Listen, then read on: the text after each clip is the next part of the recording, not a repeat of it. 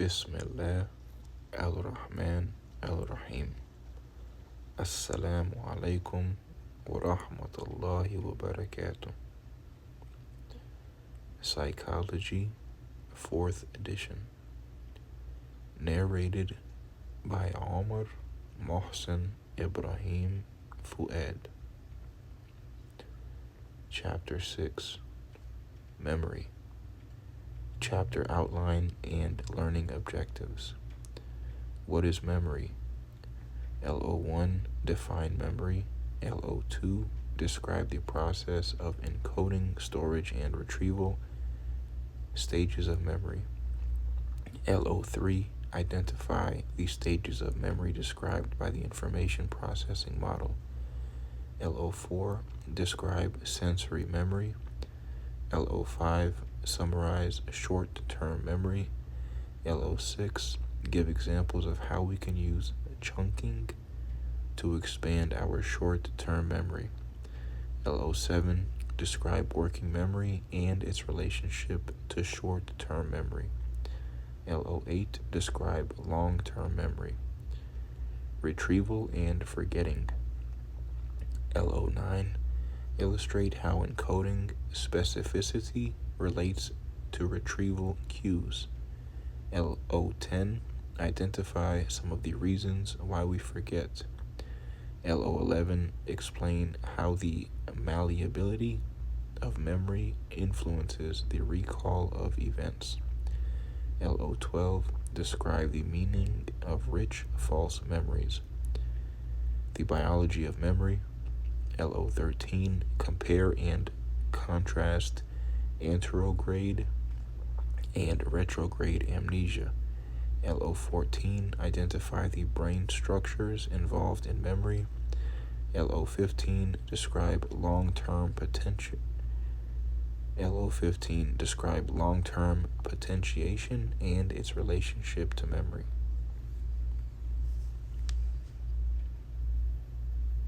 What is memory? Memory breakdown. The case of Clive Waring. Monday, March 25th, 1985. Deborah Waring awoke in a sweat-soaked bed. Her husband, Clive, had been up all night, perspiring, vomiting, and with a high fever. He said that he had a constant, terrible headache, like a band of pain tightening around his head. Waring, 2005, page 27. The symptoms worsened over the next few days, but the two doctors caring for Clive reassured Deborah that it was just a bad case of the flu.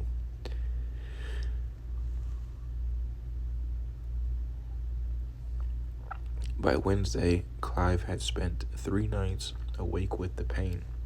Confused and disoriented, he turned to Deborah and said, darling, I can't think of your name. Page 31. The conductor. In 1985, Clive Waring, pictured here, with his wife Deborah, developed a brain infection, viral encephalitis, that nearly took his life. Clive recovered physically, but his memory was never the same. The doctor arrived a couple hours later, reassured Deborah that her husband's confusion was merely the result of sleep deprivation, and prescribed sleeping pills. Deborah came home later that day, expecting to find her husband in bed, but no Clive. She shouted out his name, no answer, just a heap of pajamas. After the police had conducted an extensive search, Clive was found when a taxi driver dropped him off at a local police station. He had gotten into the cab and couldn't remember his address, according to Waring, 2005. Clive returned to his flat, which he did not recognize as home, rested, and took in fluids. His fever dropped, and it appeared that he was improving. But when he awoke Friday morning, his confusion was so severe he could not identify the toilets among the various items in his bathroom. As Deborah placed urgent calls to the doctor, Clive began to drift away. He lost consciousness and was rushed to the hospital in an ambulance, according to Waring 2005 and Wilson and Wilson according to Waring 2005 and Wilson and Waring 1995. Prior to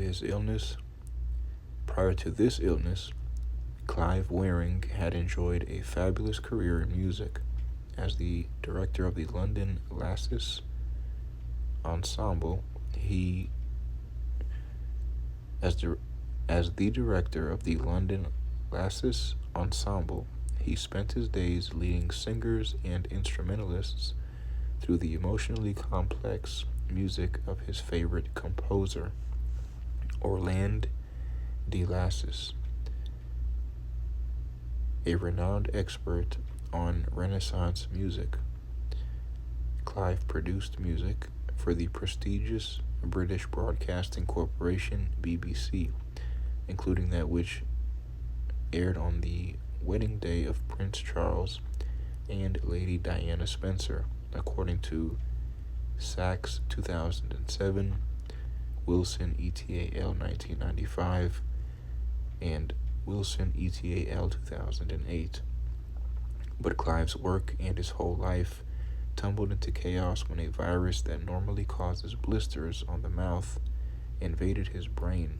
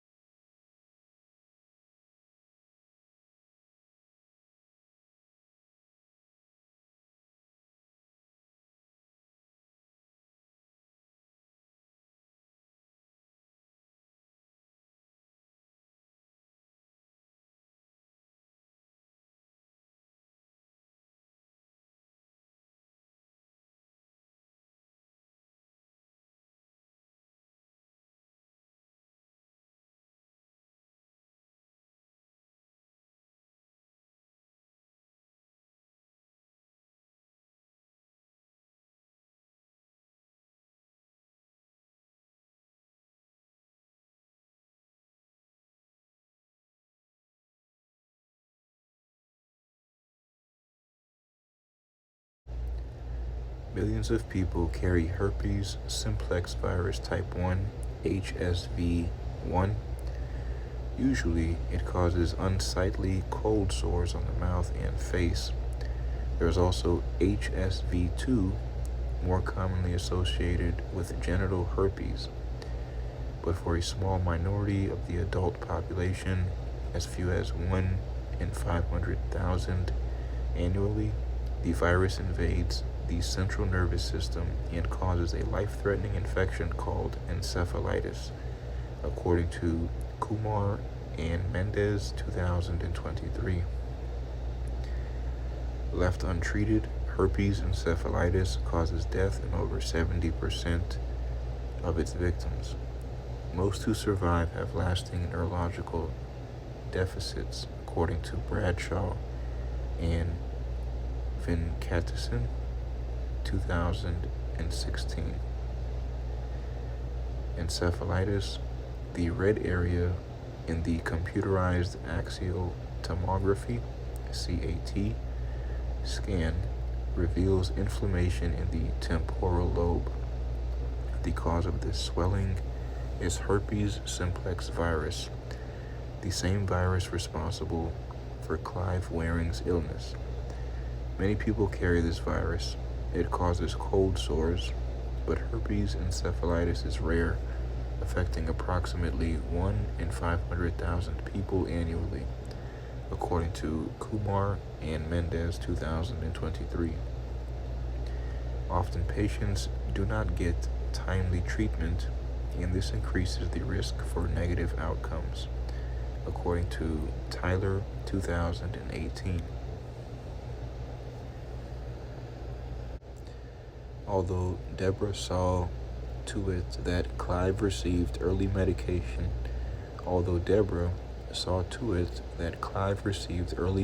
attention, having 2 doctors visit the house day and night for nearly a week, these physicians mistook his condition for the flu with meningitis-like symptoms, according to Wilson and Waring, 1995.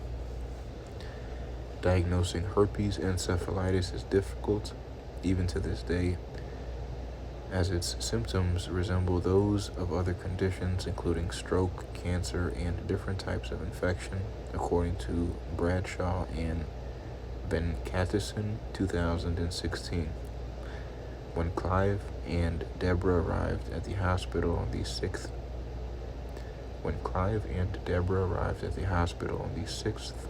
day of his illness, they waited another 11 hours just to get a proper diagnosis, according to Waring, 2005, Wilson and Waring, 1995. Clive survived, but the damage to his brain was extensive and profound. The virus had destroyed a substantial amount of neural tissue, and though Clive could still sing and play the keyboard and spent much of his day doing so, he was unable to continue working as a conductor and a music producer, according to D. Waring, Personal Communication, June 18th, 2023, and Wilson and Waring, 1995. In fact, he could barely get through day-to-day life. In the early stages of recovery, simple activities like eating baffled him. He ate the menu and attempted to spread cottage cheese on his bread, apparently mistaking it for butter. He confused basic concepts such as scarf and umbrella, and shaved his eyebrows and nose, according to Waring, 2005, and Wilson and Waring, 1995. The months following his illness, Clive was overcome with the feeling of just awakening. His senses were functioning properly, but every sight, sound, odor, taste, and feeling registered for just a moment and then vanished. As Deborah described it, Clive saw the world anew with every blink of his eye, according to Waring, 2005. Desperate to make sense of it all, Clive would pose the same questions time and again. How long have I been ill? He would ask Deborah and the hospital staff members looking after him. How long it's been? According to Waring, 2005, page 181. For much of the first decade following his illness, Clive repeated the same few phrases almost continuously in his conversations with people. I haven't heard anything, seen anything, touched anything, smelled anything, he would say. It's just like being dead. Page 160. The depth of Clive's impairment is revealed in his diary, where he wrote essentially the same entries all day long. On August 25th, 1985, he wrote, I woke at 8:50 a.m. and bought SIC, a copy of The Observer, which is then crossed out and followed by I woke at 9 a.m. I already bought a copy of The Observer. The next line reads, this officially confirms that I woke at 9:05 a.m. this morning, according to Waring, 2005, page 182.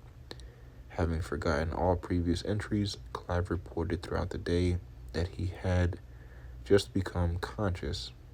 His recollection of writing in his journal, along with every experience in his life, came and went in a flash. The herpes virus had ravaged his memory system. The diary, a page from Clive Waring's diary, shows the fragmented nature of this thought process. He writes an entry, forgets it within seconds, and then returns to the page to start over, often writing the same thing. Encephalitis destroyed areas of Clive's brain that are crucial for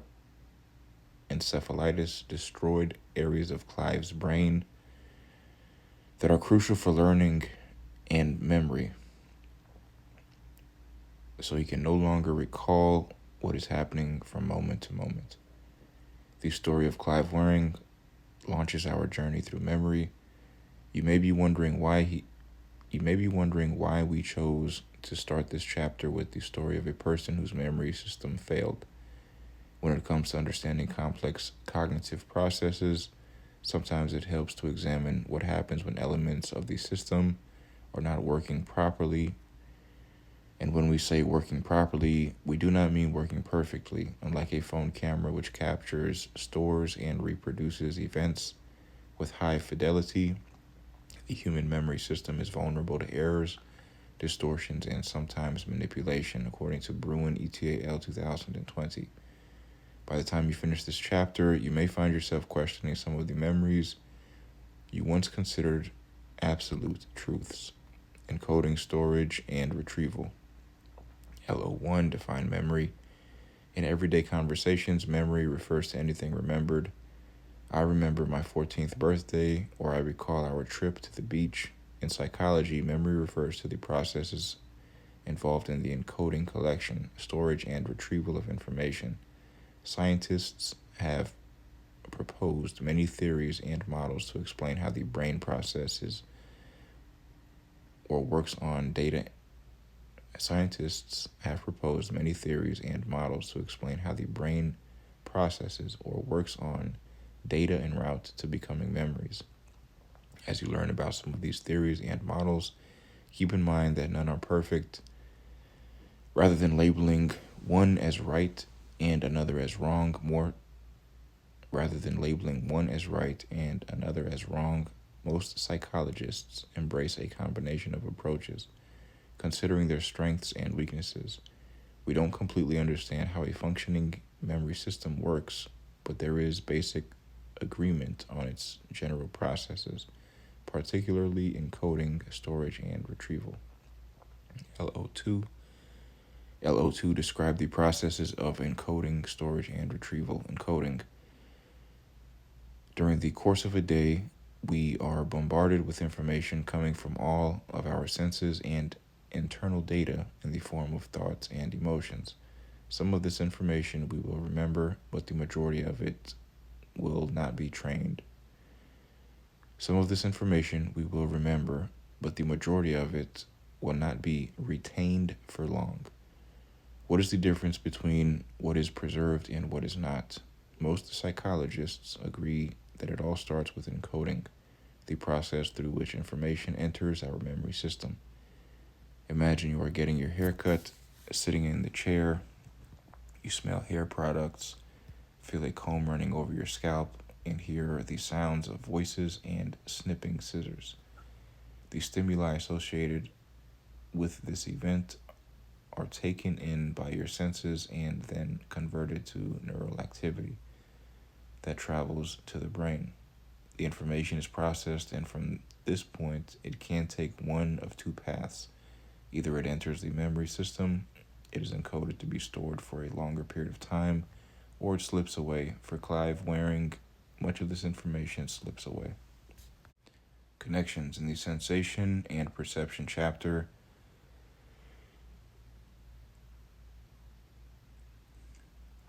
In the sensation and perceptions chapter, we describe how sensory information is taken in by sensory receptors and transduced, that is, transformed into neural activity. Here we explore what happens after transduction when information is processed in the memory system. Storage. For information that is successfully encoded, the next step is storage. Storage is exactly what it sounds like, preserving information for possible recollection in the future. Before Clive Waring fell ill, his memory was excellent. His brain was able to encode and store a variety of events and learned abilities. Following this bout with encephalitis, his ability to create new long-term memories was destroyed. He could no longer store new information for more than seconds at a time. Retrieval. After information is stored, how do we access it? Perhaps you still have a memory of your first grade teacher's face, but can you remember their name? This process of recovering stored information, Miss Nutil, Mr. Kopitz, is called retrieval. Sometimes information is encoded and stored in memory but cannot be accessed or retrieved. Have you ever felt that a person's name or a certain vocabulary word was just sitting on the tip of your tongue? Chances are you are struggling from a retrieval failure, which we will discuss later in this chapter. How deep are your memories? Now that we understand the three major processes involved in memory, encoding, storage, and retrieval, let's focus on how deeply information is processed. To what degree do incoming data get worked on, and how does that affect a memory's staying power? According to the levels of processing framework, there is a hierarchy of processing stages corresponding to different depths of information processing, according to Craik 2020, Craik and Lockhart 1972. Thus, processing can occur along a continuum from shallow to deep, figure 6.1. Shallow level processing is primarily concerned with physical, structural features such as the brightness or shape of an object or the numbers. Shallow level processing is primarily concerned with physical, structural features such as the brightness or shape of an object or the number of letters in a word, and generally results in short-lived memories. Deeper level processing relies on characteristics related to patterns like rhymes, phonemic processing and meaning, semantic processing, and generally results in longer lasting and easier to retrieve memories. So when you don't pay much attention to data entering your sensory systems, shallow processing occurs, resulting in more transient memories. If you really contemplate incoming information and relate it to memories you already have, deeper processing occurs and the new memories are more likely to persist. According to Craik and Tolving, 1975, Francis and Gutierrez, 2012, and Newell and Andrews, 2004. Connections. In the consciousness chapter, we discuss the limited capacity of attention. The brain simply does not have the attentional capacity to conduct two different cognitive tasks simultaneously. The brain simply does not have the attentional capacity to conduct two different cognitive tasks simultaneously. If you want to remember something, give it your full attention and try to engage in deep processing.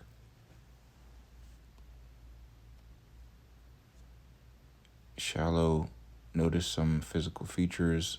Intermediate, notice patterns and a little more detail. Deep, think about meaning. Fish, fish, fish. Fish dish. Processing.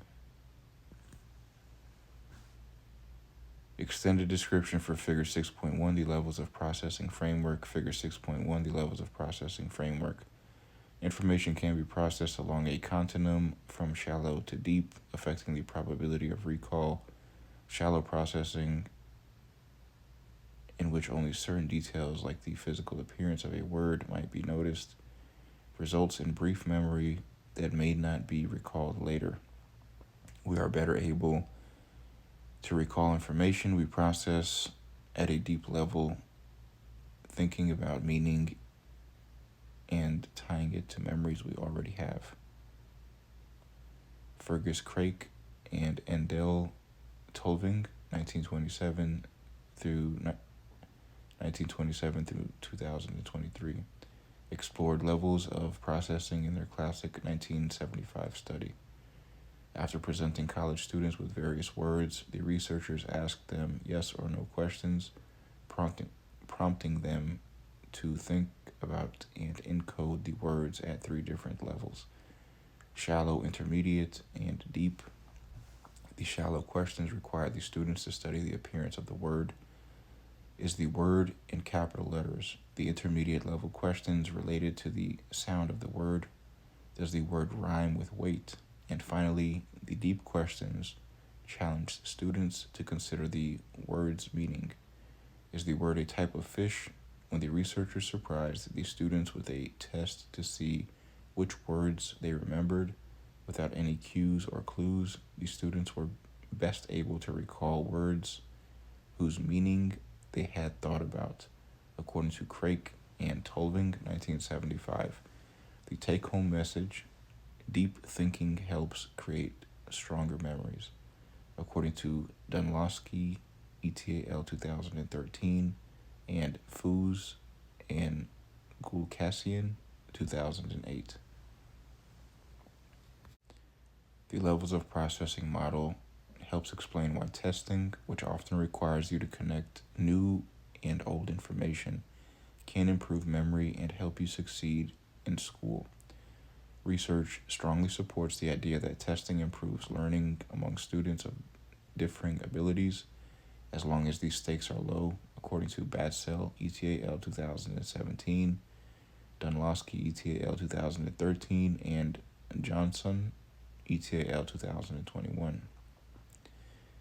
The Show What You Know resource in this textbook is designed with this in mind. Repeated testing results in a variety of benefits: better information retention, identification of areas needing more study, and increased self-motivated studying, according to Roediger, ETAL 2011, Welch 2019, and Yang, ETAL 2020. We call this the testing effect. Speaking of testing, why not take a moment and show what you know? Show what you know. Question number 1. A good friend claims she cannot remember you coming to her birthday dinner last year. You had a conversation with her that night, so the fact that you were there must have entered her memory system. Which of the following might explain her inability to remember you were there? Is the answer A, retrieval failure, B, deeper level processing, C, loss of consciousness, or D, sleep deprivation? The answer is A, retrieval failure. A good friend claims she cannot remember you coming to her birthday dinner last year. You had a conversation with her that night, so the fact that you were there must have entered her memory system. Which of the following might explain her inability to remember you were there? The answer is A, retrieval failure.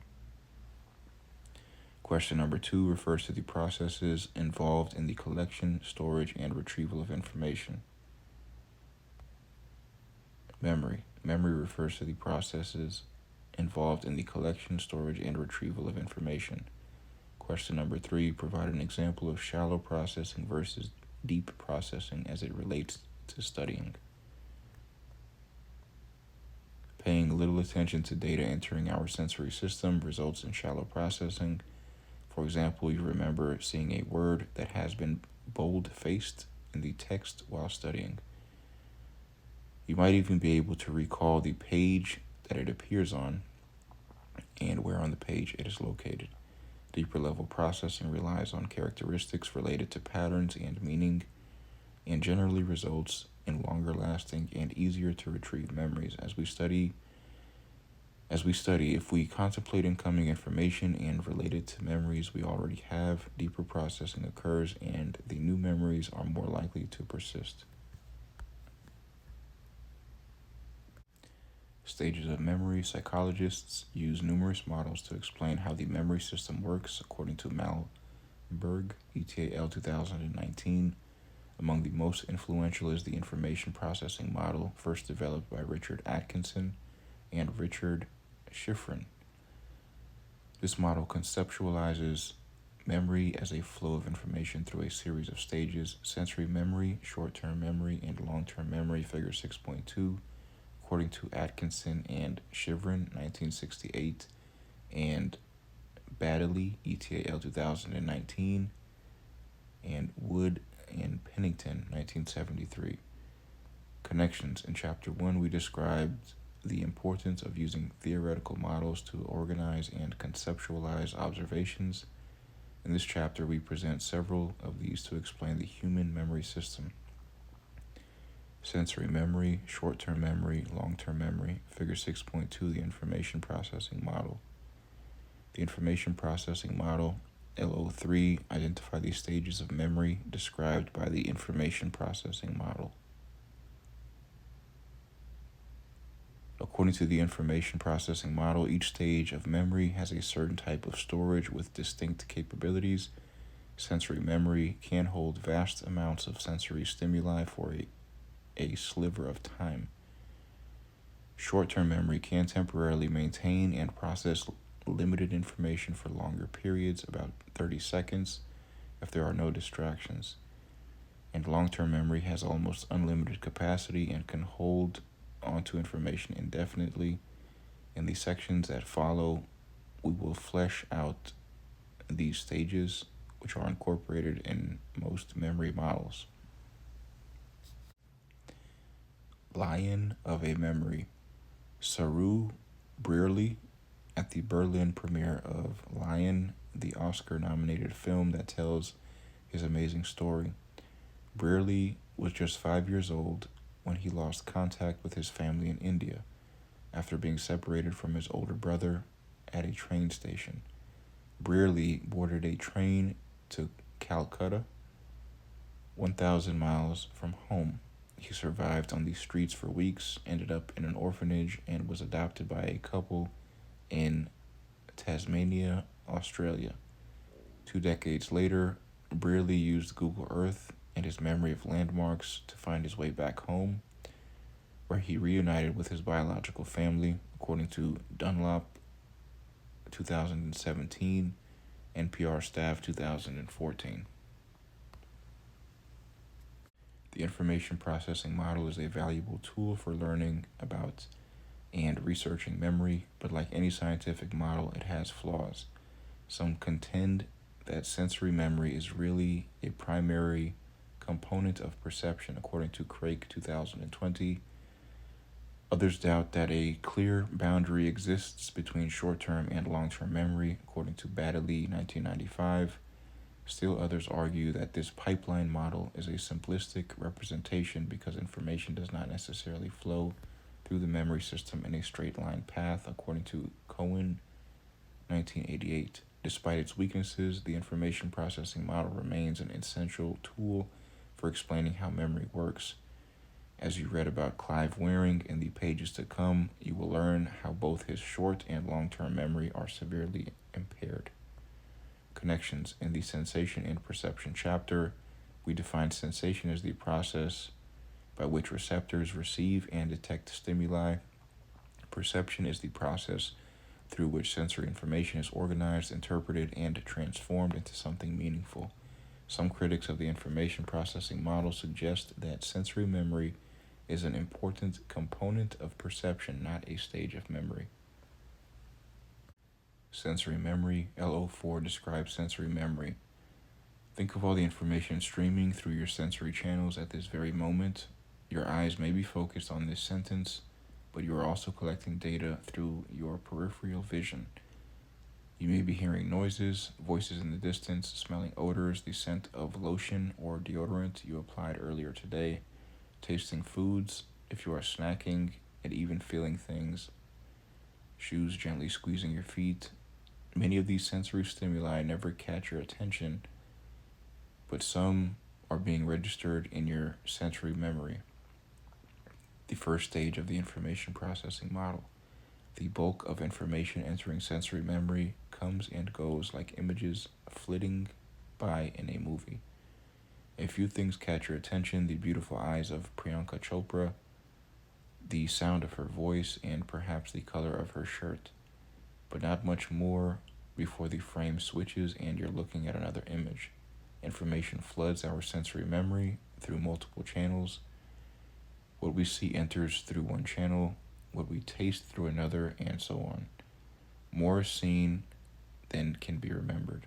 The visual impressions in our sensory memory, also known as iconic memory, are photograph-like in their accuracy but dissolve in less than a second. To explore how the brain processes data entering the visual channel, Harvard graduate student George Sperling, 1960, set up a screen that flashed multiple rows of letters for 1/20th of a second, and then asked participants to report what they saw. When an array of letters, for example, 3 rows of 4 letters, was flashed briefly, he found that on average, the participants only reported 4 letters. Were the participants able to store only 1 row at a time, or did they store all the rows but just not long enough to recite them before they were forgotten? Sperling suspected that more is seen than can be remembered, 1960, page 1. So he repeated the procedure, briefly flashing the array of letters with all rows visible. But instead of having the participants report what they remembered from all the rows, he asked them to report what they remembered from just 1 row at a time, figure 6.3. In this version of the study, the participants doubled their performance, recalling approximately 76% of the letters, regardless of which row they were assigned, according to Sperling, 1960. Sperling's research suggests that the visual impressions in our sensory memory dissolve quickly, and subsequent findings have confirmed this, according to Pratt, 2018. Given the short duration of the iconic memory, can you predict what would happen if there were a delay before participants had to report what they saw? Letters flash on screen, then disappear. A tone sounds. Participants report only the row associated with that tone. Participants can report the assigned row, all rows initially registered in their sensory memory, but the iconic memory dissolves before more letters can be reported. Extended description for figure 6.3, how fast it fades. Figure 6.3, how fast it fades. Participants in Sperling's 1960 study were shown an array of letters and asked to recall 1 row corresponding to a particular tone. For example, a high tone told them to report the top row, a medium tone told them to report the middle row, and so on. They performed well, recalling the assigned row, but couldn't recall letters from the other rows. Their sensory memory has faded. Eidetic imagery. Perhaps you have heard friends talk about someone who claims to have a photographic memory that can record and store images with the accuracy of a camera. My cousin Dexter can look at a textbook page, remember exactly what it says in a few seconds, and then recall the information days later, seeing the pages exactly as they were. That may be what Dexter claims, but there is no solid scientific evidence that this type of photographic memory exists. According to Gordon 2013, MacLeod ETAL 2013, Pat Tihis ETAL 2021. According to some reports, however, there is a phenomenon that comes fairly close to photographic memory. It's called eidetic imagery. Eidetic. The rare handful who possesses this ability can see an image or object sometimes longer after it has been removed from sight, describing its parts with amazing specificity. However, the details they see are not always accurate, and thus their memories are not quite photographic. This ability seems to occur primarily in children and may be lost as a child's brain grows and develops, according to KO 2015 and Searleman 2007. Almost photographic. After one helicopter flight over Mexico City, artist and architect Stephen Wiltshire is able to produce this cityscape from memory. Wiltshire's drawings are so accurate that even small details, such as the number of columns or windows on individual buildings, are faithfully reproduced in images that encompass many city blocks, even whole cities, according to Martin 2013, PPR 732 through R733. Wiltshire appears to possess eidetic imagery. Try this. Stare at the photo below for about 10 seconds and then shut your eyes. Does an image of this dancer linger in your mind's eye? How long do you think this iconic memory lasts?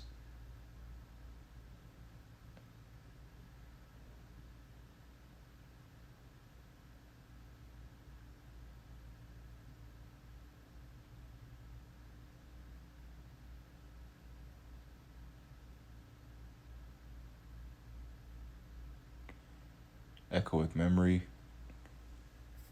Echoic memory, exact copies of the sounds we hear linger longer than visual impressions. Echoic memory, echoic, can last about 1 to 10 seconds, according to Liu ETAL 1992, Peterson ETAL 1970, and capture very subtle changes in sound. Research has shown that the introduction of a single tone played for 300 milliseconds initiates changes in brain activity, according to Inu ETAL 2010. Even if you are not aware of it, your auditory system is picking up slight changes in stimuli and storing them in echoic memory for a brief moment. In this way, you don't have to pay attention to every incoming sound. Perhaps you have had the following experience. During class, your instructor notices a classmate daydreaming and tries to bring her back to reality. Olivia, could you please restate the question for us? Her mind was indeed wandering, but amazingly, she can recall the instructor's last sentence, responding, "You asked us if brain scans should be allowed as evidence in courtrooms." For this, Olivia can thank her echoic memory. Connections. In the Sensation and Perceptions chapter, we describe sensory adaptation, the process by which our sensory receptors become less sensitive to constant stimuli. This allows us to focus on the slightest changes in our environment, an ability that promotes survival. Echoic memory allows us to store and follow changes in sounds. Although brief sensory memory is critical to the creation of memories, without it, how would information enter the memory system in the first place? The bulk of research has focused on iconic memory and echoic memory. which register sights and sounds, but memories can also be rich in smells, tastes, and touch. Data received from all these senses are held momentarily in sensory memory. Most of this information disappears in a flash, but items that capture your attention can move to short-term memory, the second stage of the information processing model, according to Atkinson and Schifrin, 1968, and Baddeley et al. 2019.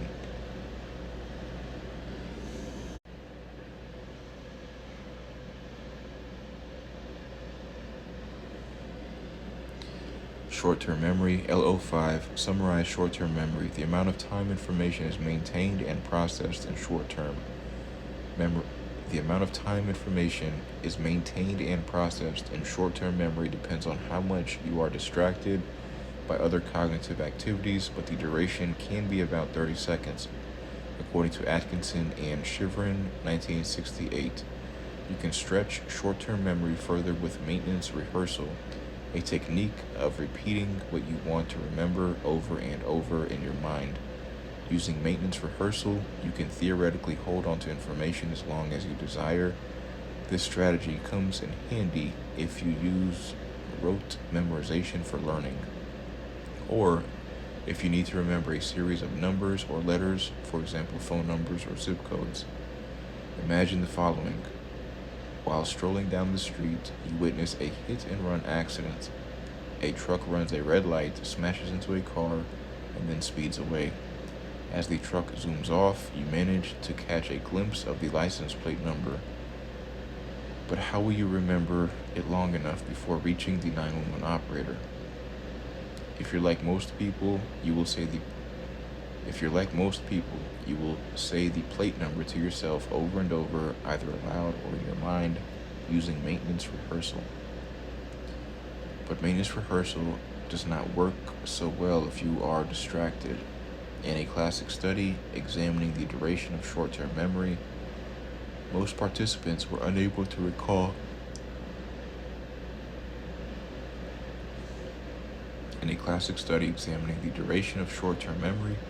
the participants were unable to recall 3-letter combinations beyond 18 seconds while performing another task. According to Peterson and Peterson, 1959, figure 6.4, the task counting backwards by threes interfered with their natural inclination to mentally repeat the letter combinations. In other words, they were limited in their ability to use maintenance rehearsal. What this study reveals is that short-term memory has a limited capacity. Remember this next time you text during class or watch Netflix while studying. If your goal is to remember the material, don't clutter your short-term memory with competing information. Consciousness chapter.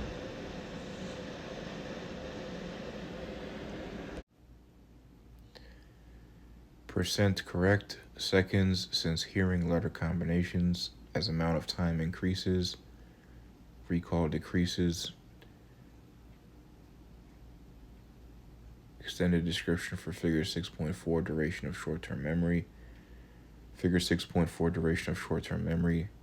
Distraction can reduce the amount of time information remains in short-term memory. When performing a distracting cognitive task, most people were unable to recall a letter combination beyond 18 seconds. Information from Peterson and Peterson, 1959, figure 3, page 195. LO6 gives examples of how we can use chunking to expand our short-term memory. With maintenance rehearsal, you try to remember numbers, letters, or other items by repeating them over and over in your mind. But how many items can we realistically hold in our short-term memory at one time? Using a task called the digit span test, figure 6.5, cognitive psychologist George Miller, 1920 through 2012, determined that most people can retain only 5 to 9 digits. He called this the magical number 7, plus or minus 2, according to Miller, 1956. Indeed, researchers following up on this discovery have found that most people can only attend to about 5 to 9 items at one time, according to Cohen ETAL 2004 and Norris ETAL 2020, although there is some disagreement about the lower and upper bounds of this range, according to Barulet ETAL 2021 and Cohen 2021. But what exactly constitutes an item? Must it be a single-digit number? Not necessarily. We can expand short-term memory by packing more information into the items to be remembered. Consider this example. Your coworker has just gotten a new phone number, which they rattle off as the elevator door closes between you. How are you going to remember their number long enough to create a new entry in your cell phone? You could try memorizing all 10 digits in a row, 893-555-0172, but a better strategy is to break the number into more manageable pieces, 893-555-0172. Here you are using chunking, according to Miller's 1956. Names for grouping numbers, letters, or other types of information into meaningful chunks or units, according to Cohen 2015.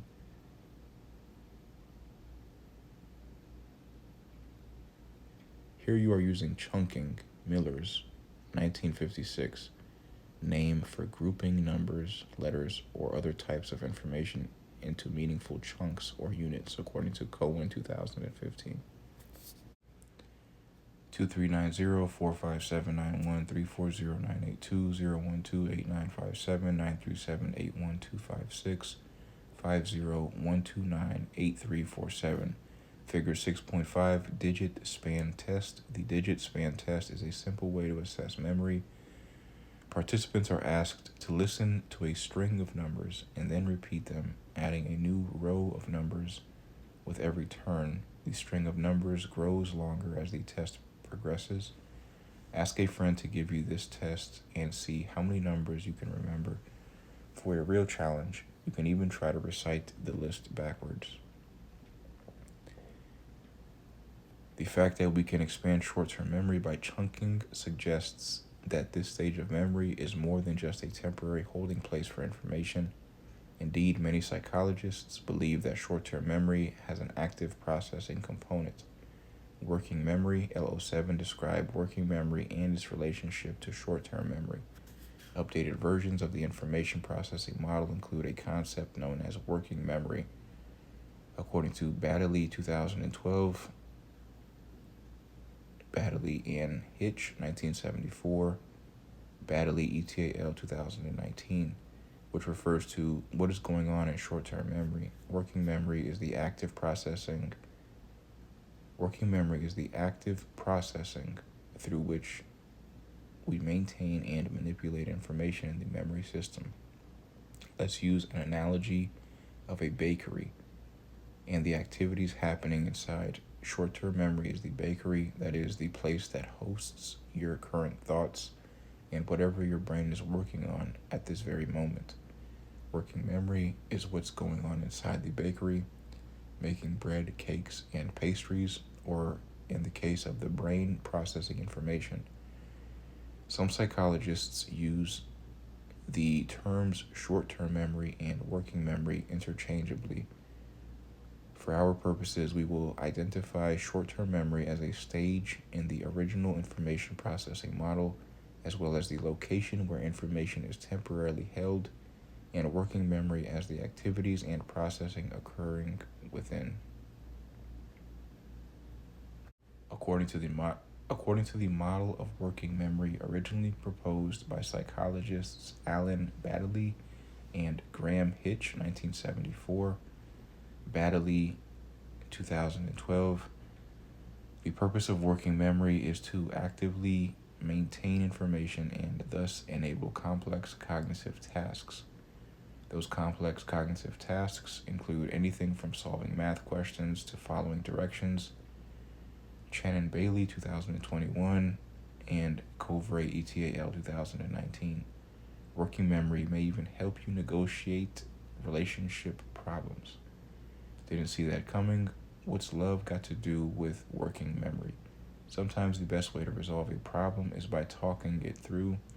You tell someone what's bothering you. I feel sad when you ditch me at parties, or I feel like you criticize me a lot. And then perhaps they will make behavioral changes to address the issue. Whether these conversations are fruitful or futile, it may depend on working memory function. To find out how working memory influences problem solving between romantic partners, researchers studied 101 newlywed pairs, both heterosexual and same-sex couples. After giving the participants working memory assessments, the researchers observed the couples talking through their relationship problems. Then they separated the pairs and had each member recount what their partner had said. 4 and 8 months later, the researchers checked in with the couples to see whether the problems they had discussed had diminished to some degree, according to Baker et al. 2020. Here's what the study revealed. Talking about problems led to better outcomes when partners had a solid working memory capacity or the ability to actively maintain information during ongoing processing and despite distractions. According to Baker et al. 2020, page 580, presumably a good working memory capacity enabled them to focus on one another's statements. Presumably, a good working memory capacity enabled them to focus on one another's statements, even while dealing with their own thoughts, emotions, and distractions in the environment. This likely helped them create long-term memories of the conversation and therefore make behavioral changes to allay the problem, according to Baker et al. 2020. Research Connections. In Chapter 1, we discussed negative correlations or inverse links between variables.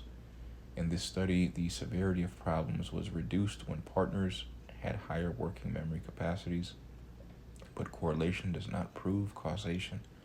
Perhaps there is a third factor, such as good verbal skills or the ability to pay attention, influencing both variables. How can these findings help you? Talk about relationship problems when you have the ability to focus your attention on the issue, not when you are tired, distracted, or drinking alcohol, according to Hambrick and Katsumata, 2020.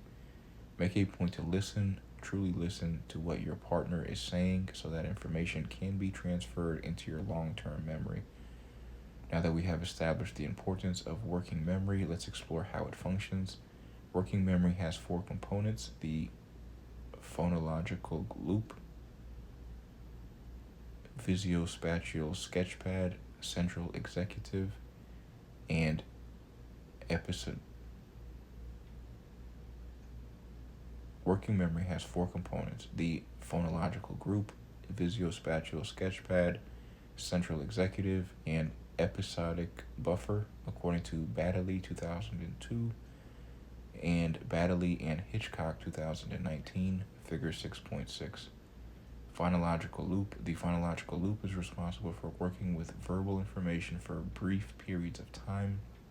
When exposed to verbal stimuli, we hear an immediate corollary in our mind. This component of working memory is what we use when reading our textbook or trying to remember what a friend told us yesterday. Visuospatial sketchpad. The visuospatial sketchpad is where visual and spatial data are briefly stored and manipulated, including information about your surroundings and where things are in relation to each other and you. This working memory component allows you to close your eyes and reach for the coffee mug you just set down, according to Baddeley 1999 and 2006. Central executive. The central executive has responsibilities similar to those of the chief executive in any organization. It directs attention, makes plans, and coordinates activities. According to Baddeley 2002, part of its role is to determine what information is important and to help organize and manipulate awareness. Why is it that we cannot actually text, eat, and safely drive all at once? Like a juggler, the central executive can only catch and toss one ball at a time. You may think we are doing all three tasks at once, but we are really just swapping the alternatives in and out at a fast pace. Episodic buffer. The episodic buffer is the part of working memory where information from the phonological group, visuospatial sketchpad, and long-term memory can be brought together temporarily under the direction of the central executive, according to Baddeley 2000. The episodic buffer forms the bridge between memory and conscious awareness. It enables us to assign meaning to past events, solve problems, and make plans for the future.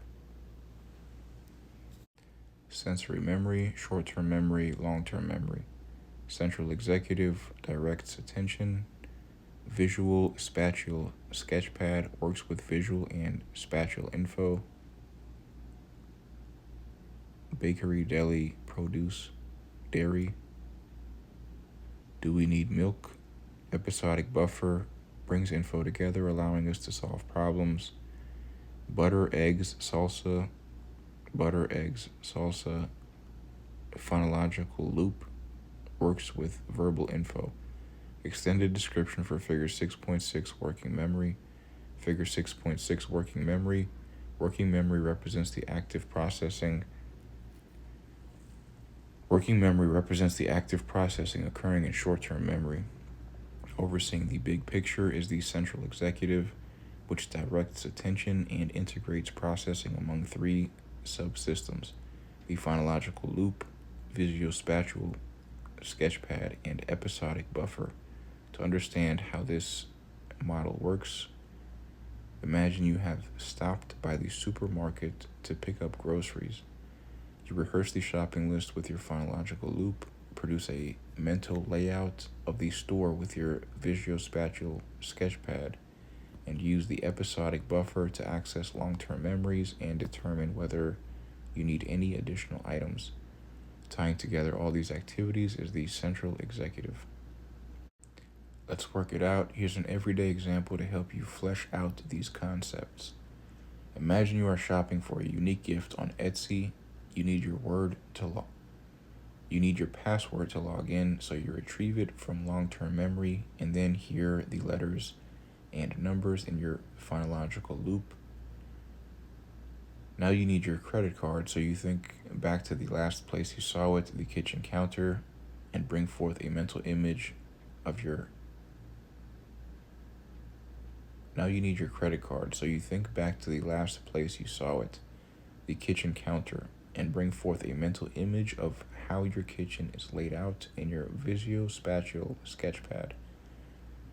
The episodic buffer allows memories of your password and credit card location to come into your awareness and then fade away. All the while, the central executive is directing your attention from one place to the next, enabling you to complete every step of the purchase. Remember, the central executive can only handle one task at a time.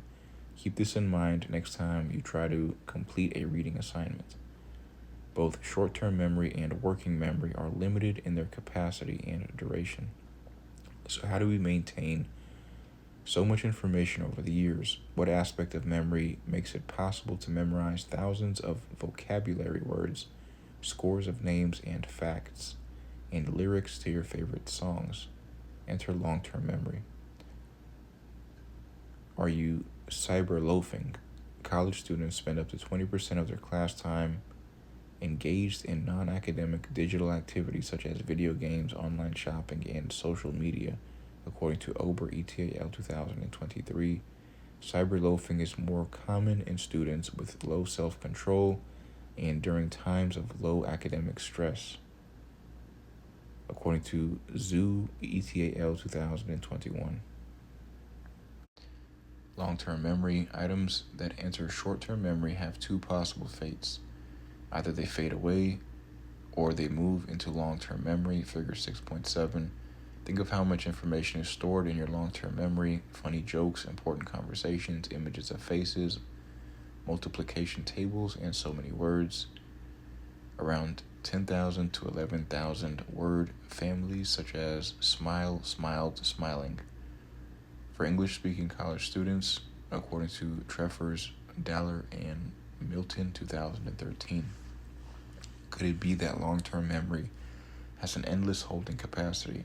It may be impossible to answer this question, but for all practical purposes, our long-term memory has no limits. Some memories stored there, such as street names from your childhood, may even last a lifetime, according to Schmidt, ETAL 2000, and Smolin, ETAL 2019. Sensory memory, short-term memory, long-term memory. Explicit memory, memories you are aware of. Explicit memory, memories outside of awareness. Explicit memory, memories you are aware of. Semantic memory, general facts. Episodic memory, personal experiences. Implicit memory, memories outside of awareness. Procedural memory, how to perform actions. And other types of implicit memory. Extended description for Figure 6.7, long-term memory. Figure 6.7, long-term memory. L08 describe long-term memory. Long-term memory can be described in a variety of ways, but psychologists often distinguish between two categories, explicit and implicit. Explicit memory is the type of memory you are aware of having and can consciously express in words or declare. Roses are red. Guacamole is made with avocados. I wore my favorite jeans yesterday. Implicit memory is a memory of something you know or know how to do, which may be automatic, unconscious, and difficult to bring to awareness and express. Braiding hair, typing, salivating at the sight of French fries. Explicit memory. Endel Tolving, 1927 through 2023, proposed that there are two forms of explicit memory, semantic and episodic, 1972. Semantic memory pertains to general facts about the world. The Earth is located in the Milky Way. The United States holds presidential elections every 4 years. The brain has two hemispheres. But there is also a type of memory you can call your own. Your first experience riding a bike, the time you got lost in the supermarket, the sandwich you ate yesterday.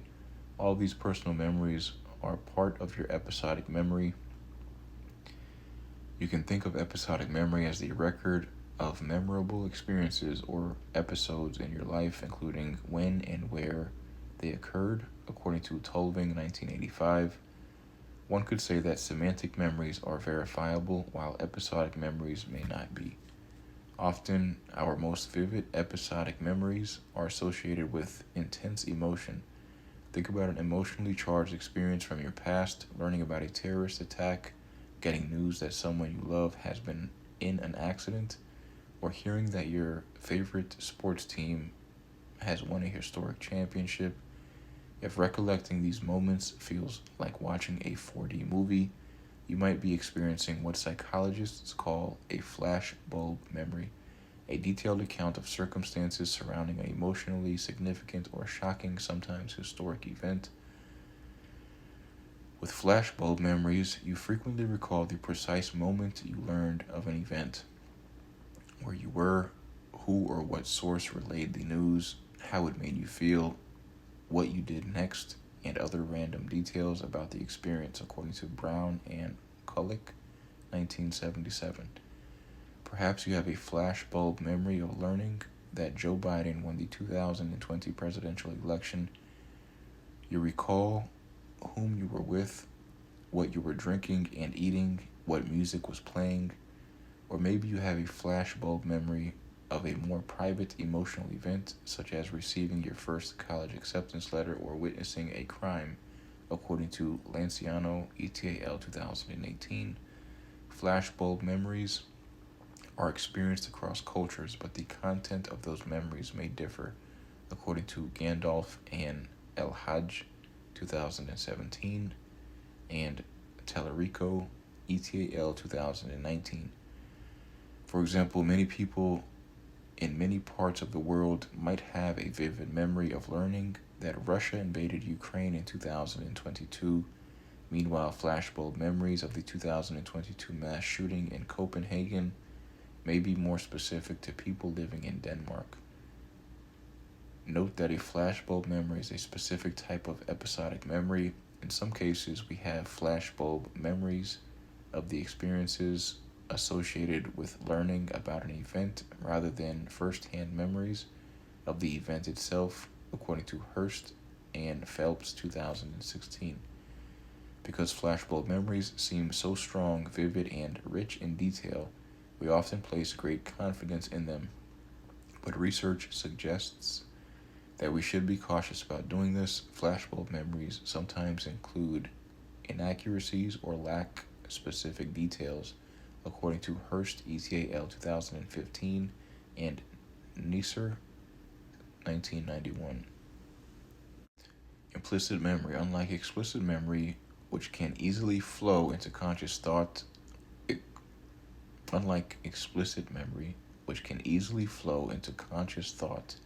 implicit memory is difficult to bring into awareness and express.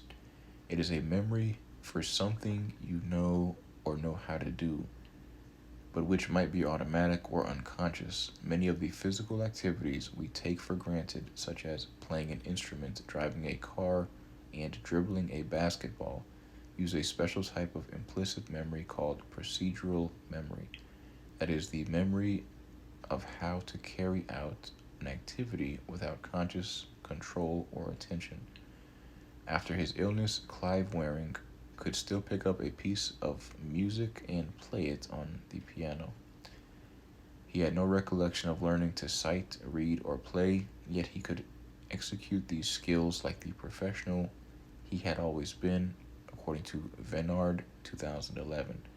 Therefore, Clive's procedural memory was still working. Connections. In the consciousness chapter, we describe automatic processing, involuntary cognitive activity that guides many everyday behaviors. When you mindlessly type your passcode into your phone or walk a familiar route without thinking about where to turn, you are using automatic processing. This automatic processing relies on implicit memory. Effortless. Following his bout with encephalitis in 1985,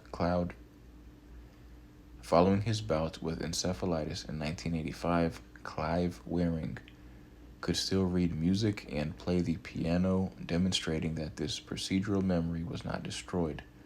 Researchers documented a similar phenomenon in a professional cello player who battled herpes encephalitis in 2005, according to Venard 2011. Memories acquired through classical conditioning are also implicit. Let's say you enjoy eating food at McDonald's, and the very sight of the golden arches makes you salivate like one of Pavlov's dogs. Somewhere along the line, you formed a memory linking the appearance of that restaurant to juicy hamburgers and creamy shakes. But the association does not require conscious awareness, according to Cohen 1988. It is implicit.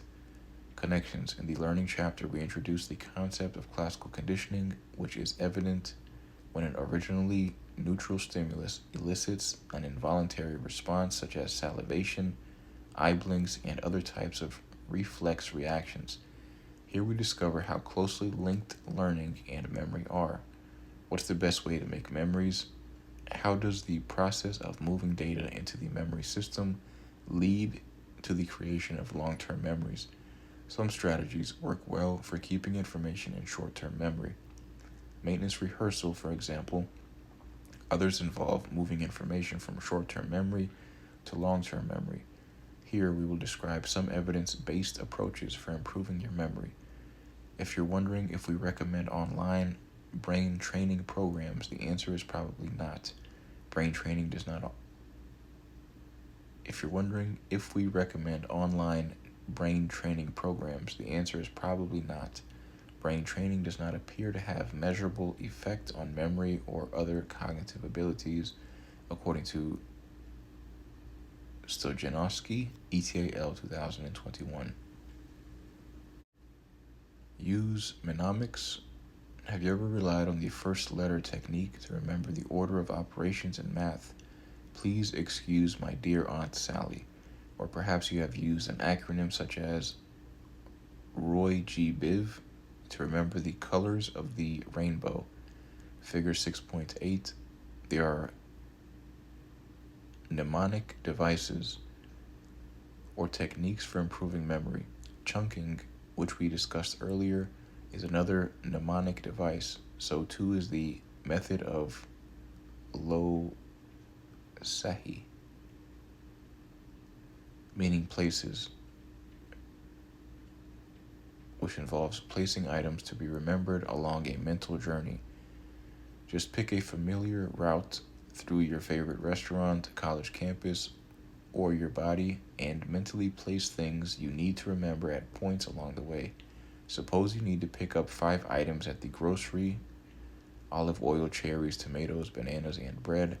To remember these items, you could visually connect them to a journey along your body, according to O'Brien 2013. For example, your hair is slicked back and olive oil, cherries dangle from your ears like earrings. Your heart is a beating red tomato. Your arms hang like the...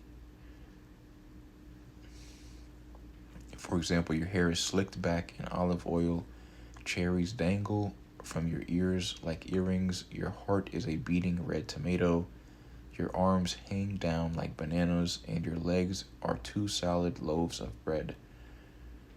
The method of lo sahi,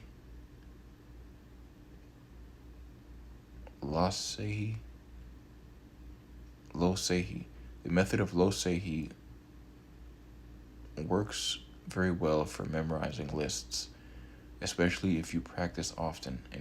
Infographic 6.1 presents additional mnemonics and strategies to help you retain material learned in class. Red, orange, yellow, green, blue, indigo, violet. FDBGE. Extended description for Figure 6.8 mnemonics.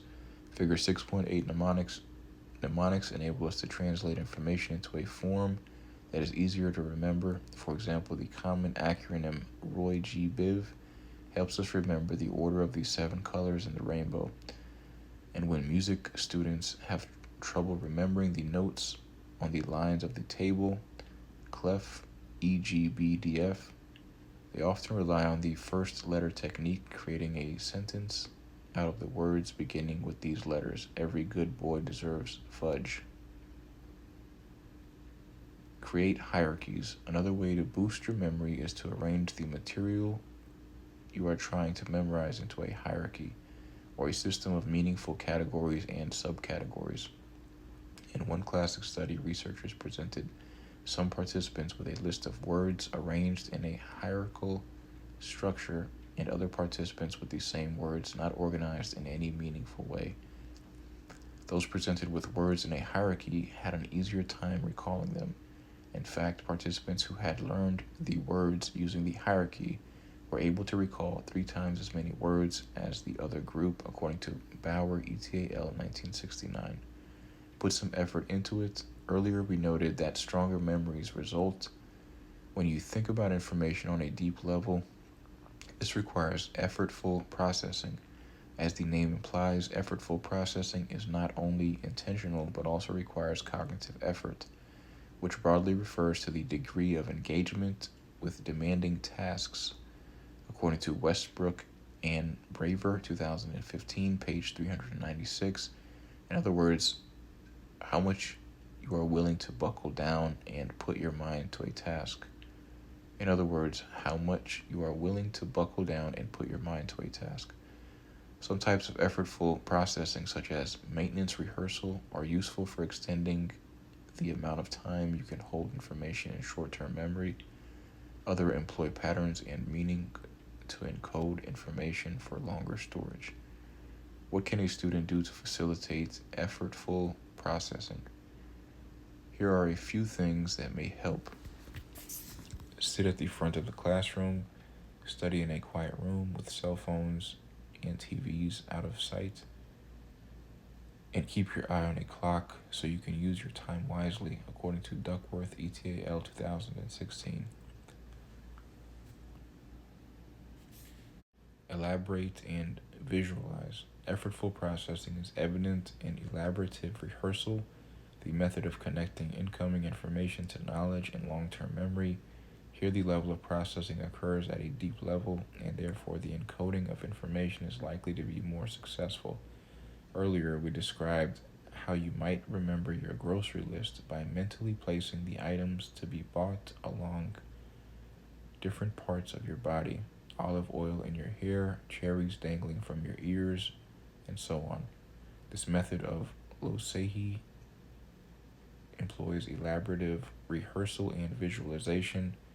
Another effective encoding strategy. The method of Losehi employs elaborative rehearsal and visualization. Another effective encoding strategy. People tend to remember verbal information better when it's accompanied by vivid imagery. Space it out. You probably heard this before, but you should avoid cramming when studying.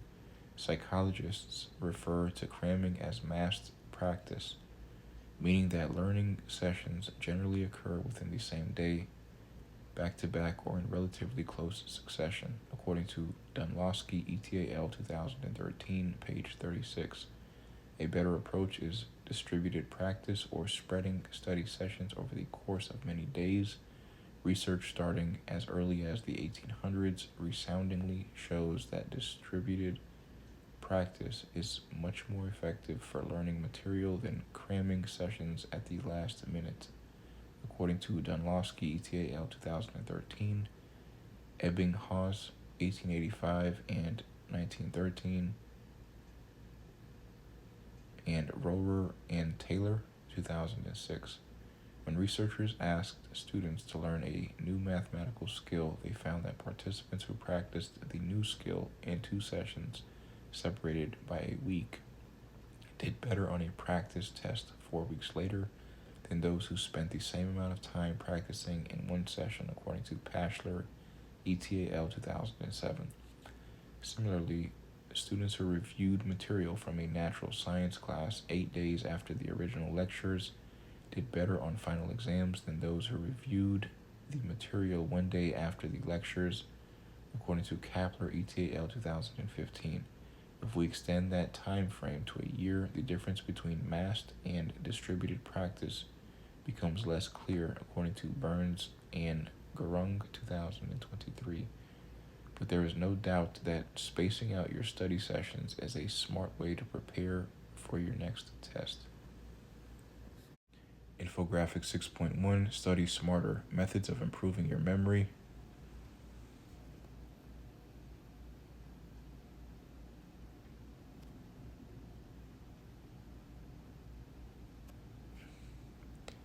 As a college student, you must be able to remember many details when taking an exam. Lucky for you, research has identified several memory strategies and study techniques that can help you retain information. Start studying. Recall details, mnemonics, translate information into a more easily remembered form. Roy G. Biv, acronyms and first letter techniques. It's easier to remember a short phrase than a string of information. Chunking. It's easier to remember a few chunks than a long string. 893-555-0172. 893-555-0172. Method of Losehi. It's easier to remember information when you deliberately link it to locations along a familiar route.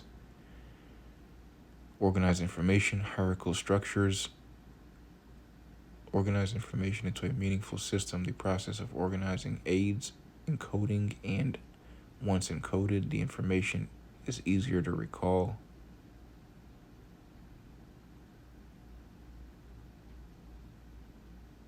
Give yourself time. Distributed practice creates better memory than study crammed into a single session. Make connections. Elaborative rehearsal is deep processing that boosts transfer to long-term memory by connecting new information to older memories. Get some rest. Sleep or even wakeful resting after study allows newly learned material to be encoded better. Extended description for infographic 6.1 study, smarter methods of improving your memory. Put your heads together in groups. A, create a weekly calendar showing your study schedule for this class, indicating the time and duration of each study session. B, are you using massed practice or distributed practice? C, explain how you could adjust your schedule to take full advantage of distributed practice. Exercise and sleep. We have touched on many strategies for boosting memory, from chunking to visualization to distributed practice. Table 6.1. If we could leave you with one final piece of advice, it would be to prioritize your physical health. A growing body of evidence suggests that physical exercise benefits the brain, including structures involved in memory. Exercise increases blood flow to the brain and promotes the activity of proteins called growth factors that are important for memory and learning, according to Armstrong 2020, L. Hayek, ETAL 2019, and Steventon, ETAL 2020. Getting rest is critical too. The exact role of sleep is still being investigated, but evidence suggests that good sleep makes for better processing of memories, according to Cordy and Rasch, 2021, Rasch and Bourne, 2013, and Sawangjit, ETAL 2018. Even periods of wakeful resting can be of benefit, according to Schlichting and Baumel, 2017. In one study, participants who experienced a 15-minute period of wakeful resting, sitting in a dark, quiet room, displayed better retention of newly learned material than those who played a game for 15 minutes. Wakeful resting seems to allow newly learned material to be encoded better and thus retained in memory longer, according to Duar, ETAL 2021. Take a break. If you're trying to learn a new skill but feel like you've hit a wall, allow yourself a period of wakeful rest. Resting between practice sessions allows your brain to replay the neural activity underlying the behaviors required to complete the skill. This neural replay occurs at super speed, about 20 times faster than the behaviors themselves, and may promote the consolidation of memories, according to Butch, ETAL 2021. Connections. In the consciousness chapter, we discuss how sleep and dreams relate to memory.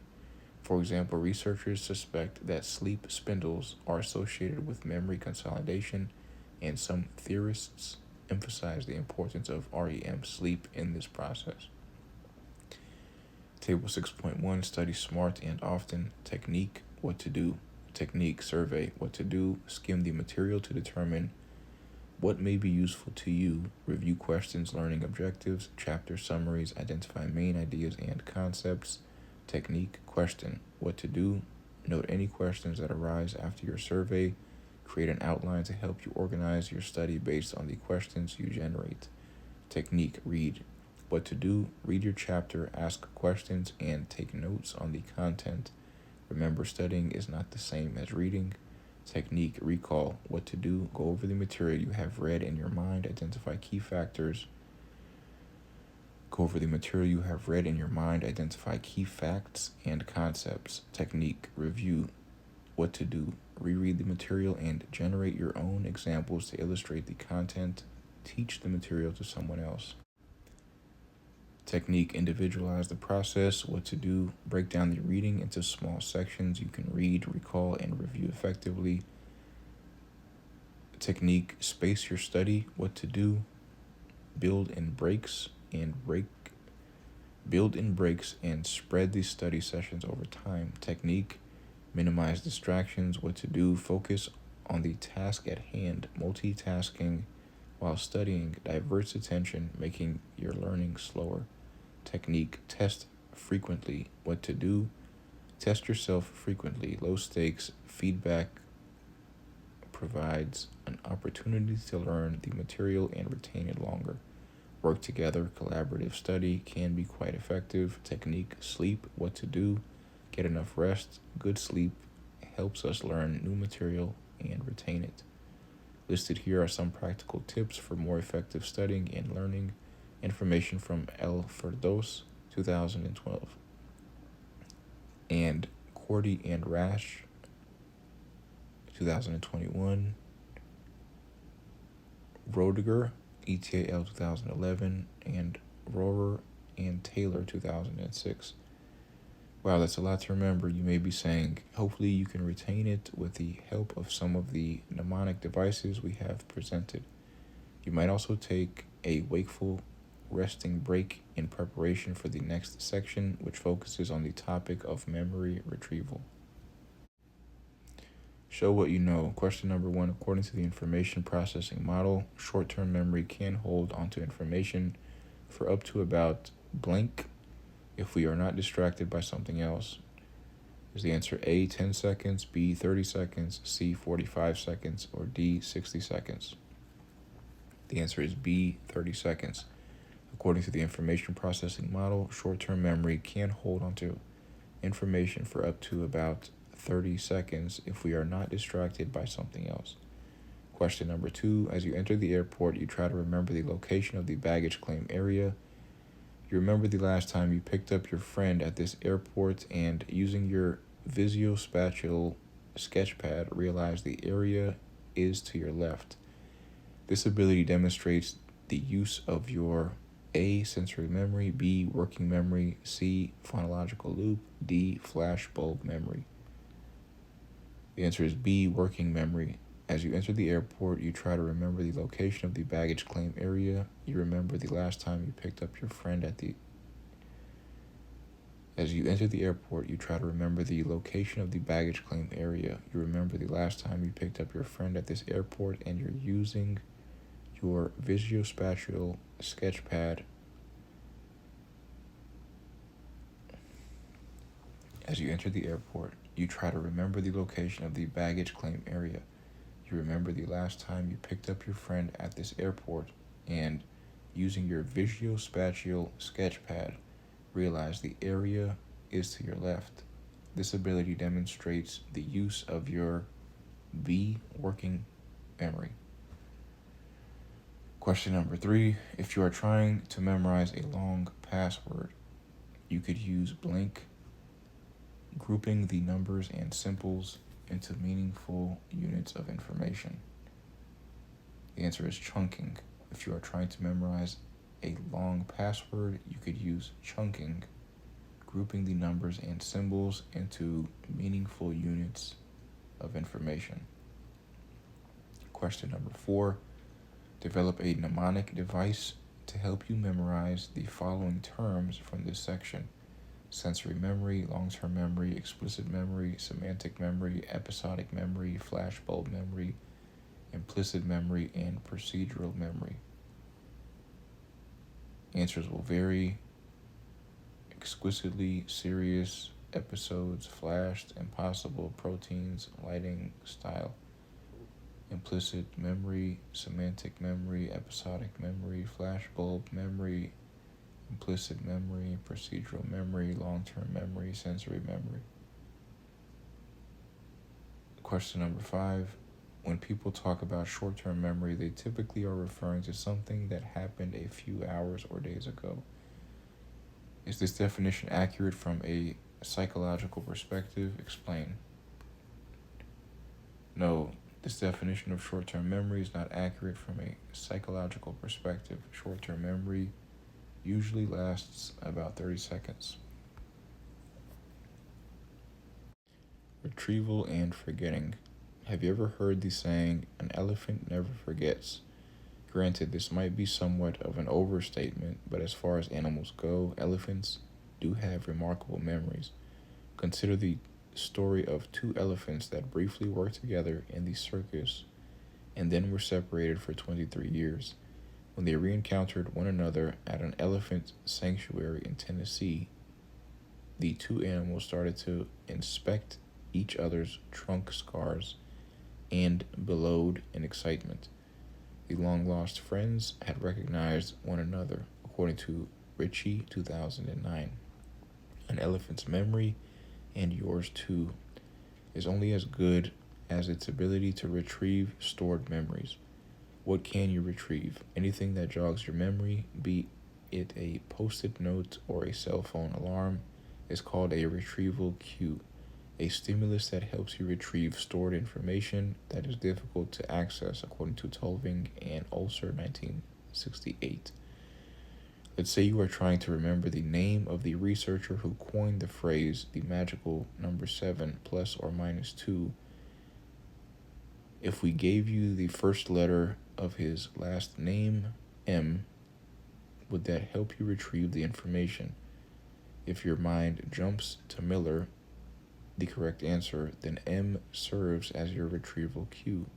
You probably create your own retrieval cues to memorize important information. When you take notes, for example, you don't copy everything you are reading. You write down enough information, the cue, to help you later retrieve what you are trying to learn. Or when you save a photo on your computer, the name of the file, San Fran 2021 or NOLA 2023, might serve as a retrieval cue to help you recall where and when it was taken. The ability of a learner to remember target information may fade over time. A good external cue can sustain. The ability of a learner to remember target information may fade over time. A good external cue can sustain memory retrieval in the face of considerable forgetting, according to Tullis and Benjamin, 2015, page 922. Can Bieber retrieve? Like all of us, singer and songwriter Justin Bieber is vulnerable to occasional retrieval failures. He famously forgot the lyrics to his own song, Despacito, while performing at a New York nightclub in 2016.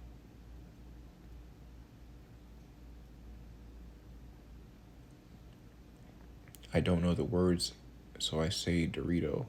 He reportedly sang in place of the Spanish lyrics, according to Izadi, 2017, paragraph 31. Even Clive Waring, who could not remember what was happening from one moment to the next, showed evidence of using retrieval cues. For instance, Clive spent 7 years of his life at St. Mary's Hospital in Paddington, London, yet had no conscious memory of living there. And according to his wife Deborah, Clive was completely devoid of knowledge of his own location. The hospital name was not at all connected with his sense of location. D. Waring, Personal Communication, June 25th, 2013. But if Deborah prompted him with the words St. Mary's, he would chime back, Paddington, obvious.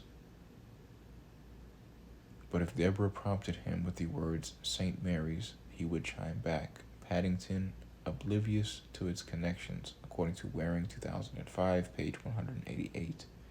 In this instance, the retrieval cue in Clive's environment, the sound of the word St. Mary's, was priming his memory of the hospital name.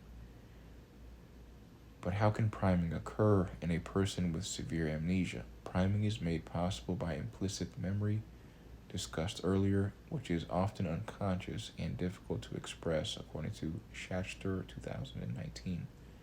Although Clive's conscious explicit memory is diminished, his implicit memory still functions. He could not articulate or declare the name of the hospital, but that does not mean the previously known word combination had vanished from his memory system. Recall and recognition. Unfortunately, we don't always have retrieval cues to help us. Sometimes we must rely on pure recall, the process of retrieving information held in long-term memory without the help of retrieval cues.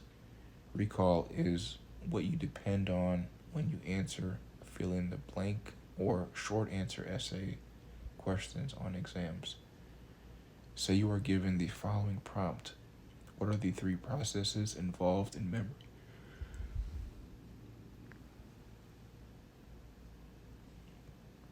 Say you are given the following prompt. Say you are given the following prompt. What are the three processes involved in memory? In this situation, you must come up with the answer from scratch. The three processes are encoding, storage, and retrieval. Now let's say you are faced with a multiple choice question. One proven way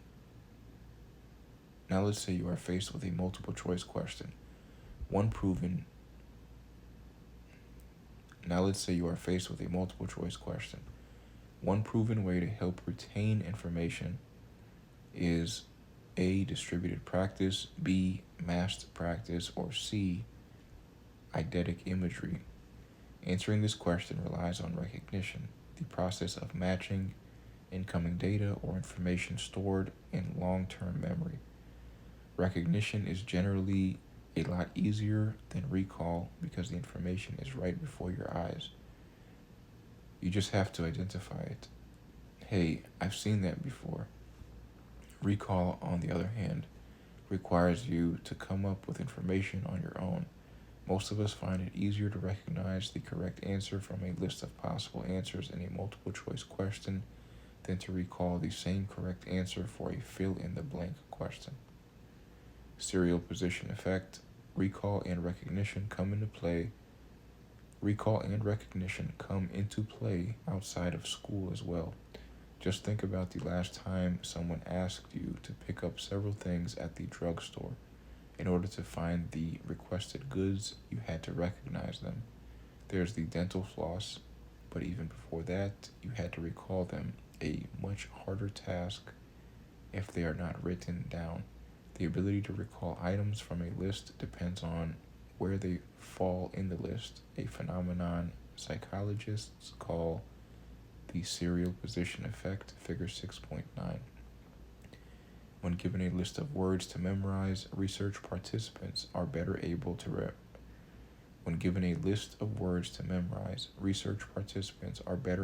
remember items at the beginning of the list, which is known. When given a list of words to memorize, research participants are better able to remember items at the beginning of the list, which is known as the primary effect, as well as items at the end, which is called the recency effect, according to Deese and Kaufman, 1975, Kelly et al. 2015, and Murdoch, 1962. Probability of recall, position of the item in the list, beginning, end, primary effect, recency effect. Extended description for figure 6.9, the serial position effect. Figure 6.9, the serial position effect. People are more likely to recall items at the beginning of a list and items at the end of a list. We call this the serial position effect. Imagine you are on your way to the store to buy supplies for a dinner party, but your phone battery is about to die. Your housemate calls asking you to pick up the following items: napkins, paper towels, dish soap, butter, laundry soap, paper plates, sparkling water, ice cream, plastic spoons, bread, pickles, and flowers. Without any way to write down this list, you are the mercy of the serial position effect. In all likelihood, and if you don't use mnemonics, you will return home with napkins, paper towels, and a bottle of dish soap due to the primary effect, as well as bread, pickles, and flowers due to the recency effect. The items in the middle will more likely be forgotten. The serial position effect also seems to influence which items are ordered from restaurant menus. Foods tend to be more popular when listed at the beginning or end of a menu as opposed to the middle. Presumably, they pop into your head more easily when you are ordering your meal, according to Bar Hillel, 2015. Across the world, memory and culture is another factor that may influence what types of information are available for retrieval. According to Wang, 2019, For example, if you ask people from the United States and China to recount some life memories, you may detect some interesting cultural themes in their reports. Research suggests that Chinese people are more likely than North Americans to remember social and historical occurrences and focus their memories on other people. People in the United States, on the other hand, tend to recall events as they relate to their individual actions and emotions, according to Schmidt and Kiao, 2020, Wang, 2016, and Wang and Conway, 2020, and Wang and Conway, 2004. Why is this so? It may have something to do with the fact that China, like many countries in Asia, Africa, and Latin America, has a collectivist culture, whereas the United States is more individual. It may have something to do with the fact that China, like many countries in Asia, Africa, and Latin America, has a collectivist culture, whereas the United States is more individualistic. People in collectivist societies tend to prioritize the needs of family and community over those of the individual. Individualistic cultures are more me-oriented or focused on autonomy and independence. It thus makes sense that people from the collectivist culture of China would have more community-oriented memories than their U.S. counterparts. Keep in mind, this is just a general trend, not a rule that applies to every person from China and the United States. Within any society, there is substantial variation with regard to individualism and collectivism, according to Liu et al. 2021 and Ren et al. 2021. The encoding specificity principle. Now that we have touched on how cultural context might influence memory, let's explore context in a more general sense. How does your environment, both internal and external, impact your ability to retrieve memories? L09 illustrate how encoding specificity relates to retrieval cues. Context is everything.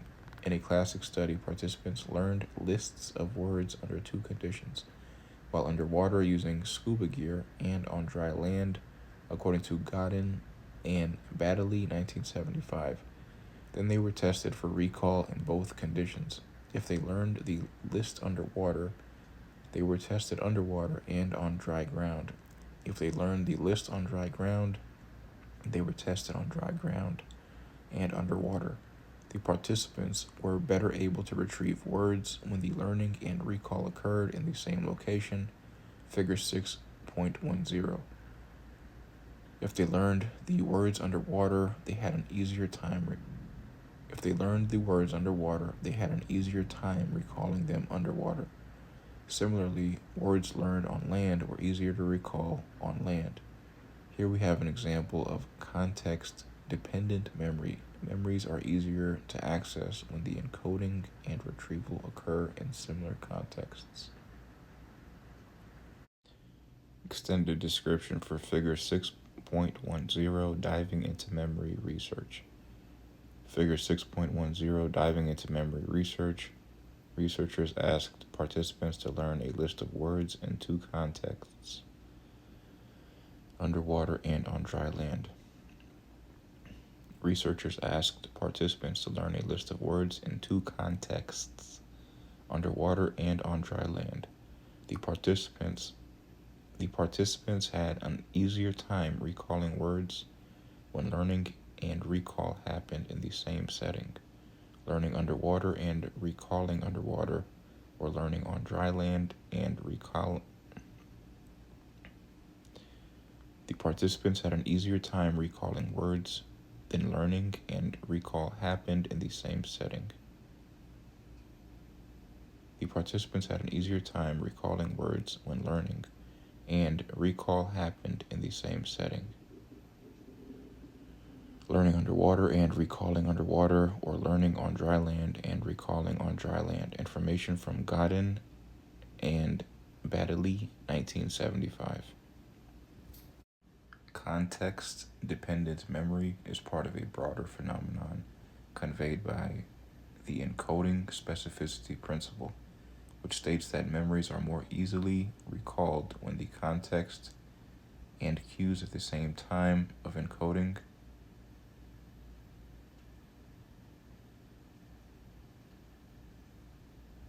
context-dependent memory is part of a broader phenomenon conveyed by the encoding specificity principle, which states that memories are more easily recalled when the context and cues at the time of encoding are similar to those at the time of retrieval, according to Smith et al. 1978, and Toving and Thompson 1973. There is even evidence that summoning a memory for an event reactivates the same brain areas that became excited during the event itself, according to Craik 2020. This suggests that the activity in your brain at the time of encoding is similar to that at retrieval. It all comes flooding back. In your own life, you may have noticed that old memories tend to emerge from the woodwork when you return to the places where they were created. Dining at a restaurant you once frequented with an ex-partner probably sparks memories of romantic moments, or perhaps a bitter argument you had there. Going to a high school reunion might bring back memories of football games, dances, and classrooms not recalled in years. How does returning to the birthplace of a memory help bring it to mind? Places where memories are created often abound with retrieval cues, sights, sounds, tastes, smells, and feelings present at the time of encoding. These retrieval cues help awaken stored memories. Retrieval cues: the characters Julius on the left, played by Hunter Schafer, and Rue Zendaya, as they appeared in the first season of HBO's Euphoria. Suppose you ate popcorn the last time you watched Euphoria. The smell and taste of the popcorn and all the sensory experiences you enjoyed at the time become entwined with your memory of the show, and therefore can serve as retrieval cues now and in the future. So next time you smell buttery popcorn, don't be surprised if an image of Rue pops into your head. Moods, internal states, and memory. The encoding specificity principle does not merely apply to the external context. Remembering things is also easier when physiological and psychological conditions, including moods and emotions, are similar at the time of encoding and retrieval. We call this state-dependent memory. One morning you awake to see a red cardinal on your window ledge. You forget about the cardinal for the rest of the day, even when you pass the very same window. But come tomorrow morning, when you are once again half awake and groggy, memories of the red bird return. Here your ability to recall the cardinal is dependent on your internal or physiological state being the same as it was at the time of encoding. Retrieval is also easier when the content of a memory corresponds to our present emotional state, a phenomenon known as mood congruence, according to Bauer et al. 1981 and Drace et al. 2010. If you are in a happy mood, you are more likely to recollect a happy-go-lucky character from a book. But if you are in a sour mood, you are more inclined to remember the character whose bad mood matches yours. Memory savings, easier the second time around. Retrieval is clearly at work in recall and recognition.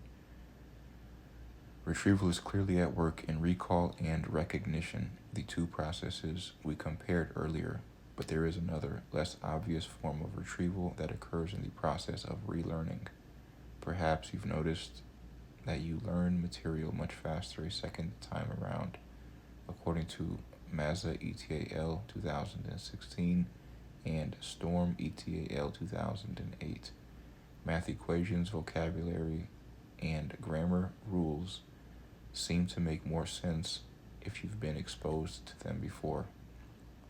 Hermann Ebbinghaus, the first person to quantify the effect of relearning, was Hermann Ebbinghaus, 1850 through 1909, a German psychologist and pioneering researcher of human memory.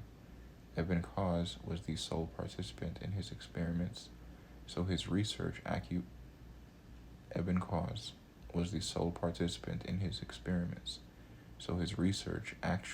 shed light on his memory, although the trends he uncovered in himself seem to apply to human memory in general, according to Murray and Dross 2015. Connections. As noted in Chapter 1, case studies often have only one participant. Here we learn that the researcher Ebbinghaus was the sole participant. It is important to consider this when interpreting the findings, especially as we try to generalize them to the population. Thorough scientists that he was, Ebbinghaus spent hour upon hour, day after day, memorizing lists of nonsense syllables, meaningless combinations of vowels and consonants, such as DAZ and MIB. Once Ebbinghaus had successfully remembered a list, meaning he could recite it smoothly and confidently, he would put it aside. Later he would memorize it all over again and calculate how much time he had saved in round 2, a measure called the savings score. According to Ebbinghaus, 1885 and 1913. In a study that supports Ebbinghaus' findings, participants who were asked to memorize number word pairs, for example, 17 snake, 23 crown, showed significant savings in the amount of time needed to relearn them 6 weeks later, according to Marmarek and Grant, 1990.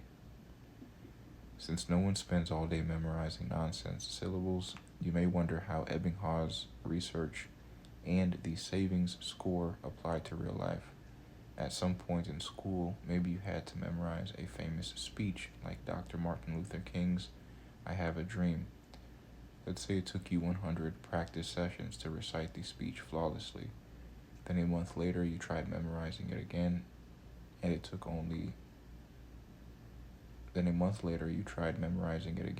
it only took 50 attempts. Because you cut your learning time in half from 100 practice sessions to 50, your savings score would be 50%. A foreign language, learning is a lot like blazing a trail through freshly fallen snow. Your first attempt plowing through the powder is hard work and slow going, but the second time relearning is easier and faster because the snow is packed and the tracks are already laid down.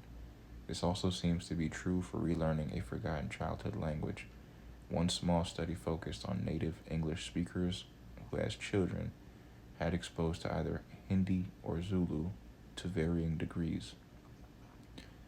Although none of the adults in the study had any explicit memories of the languages, those who were under 40 could still distinguish sounds from their childhood languages better than members of a control group with no exposure to these languages, according to Bowers ETAL 2009. The implication is that people who have some knowledge of a language, even if they don't realize it, benefit from this memory, as they show a memory savings if they try to learn the language again. They are a step ahead of other adults learning that language for the first time. Why do we forget? LO10 identifies some of the reasons why we forget. In addition to demonstrating the effects of relearning, Ebbinghaus was the first to illustrate just how rapidly memories vanish. Through his experiments with nonsense syllables, Ebbinghaus, 1885 and 1913, found that the bulk of forgetting occurs immediately after learning. His curve of forgetting, figure 6.11, shows his memory of word lists plunging downward the hour following learning, and then leveling off thereafter. Think about how the curve of forgetting applies to you. Some of what you hear in a psychology lecture may disappear from memory as soon as you walk out the door, but what you remember a week later will probably not differ much from what you recall in a month. Percentage remembered: days after learning. Immediately after learning, 1 hour.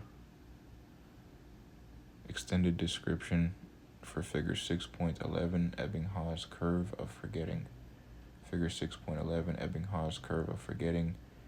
Ebbinghaus discovered that most forgetting occurs within 1 hour of learning and then levels off.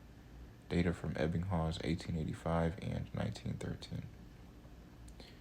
Encoding failure: what exactly causes us to forget?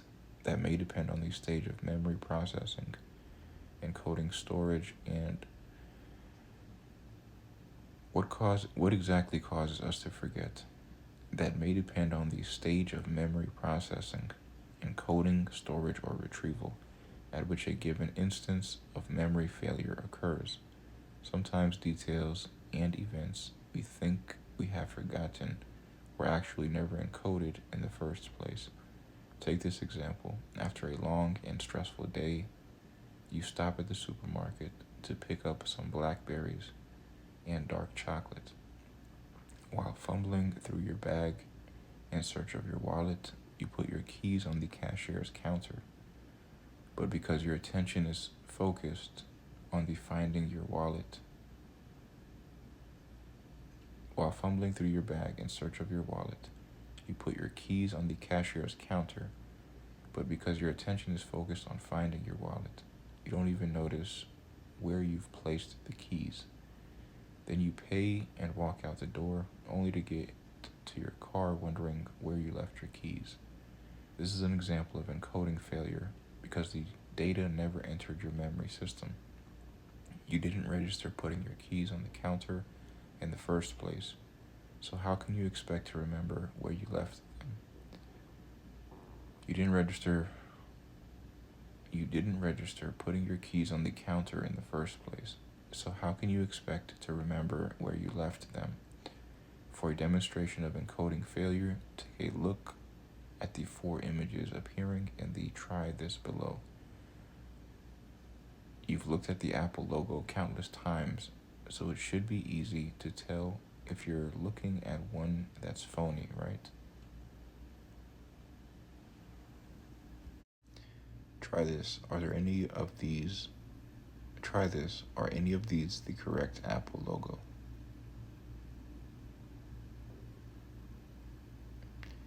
Extended description for 4 apples, different bites. If you're like most people, you identified one of the wrong logos as correct. The real Apple logo is not shown, perhaps because there is no functional reason for you to encode the logo's visual elements. Or maybe you have been exposed to the logo so many times that you no longer attend to its details, according to Blake et al. 2015. Storage failure. Memory lapses can also result from storage failure.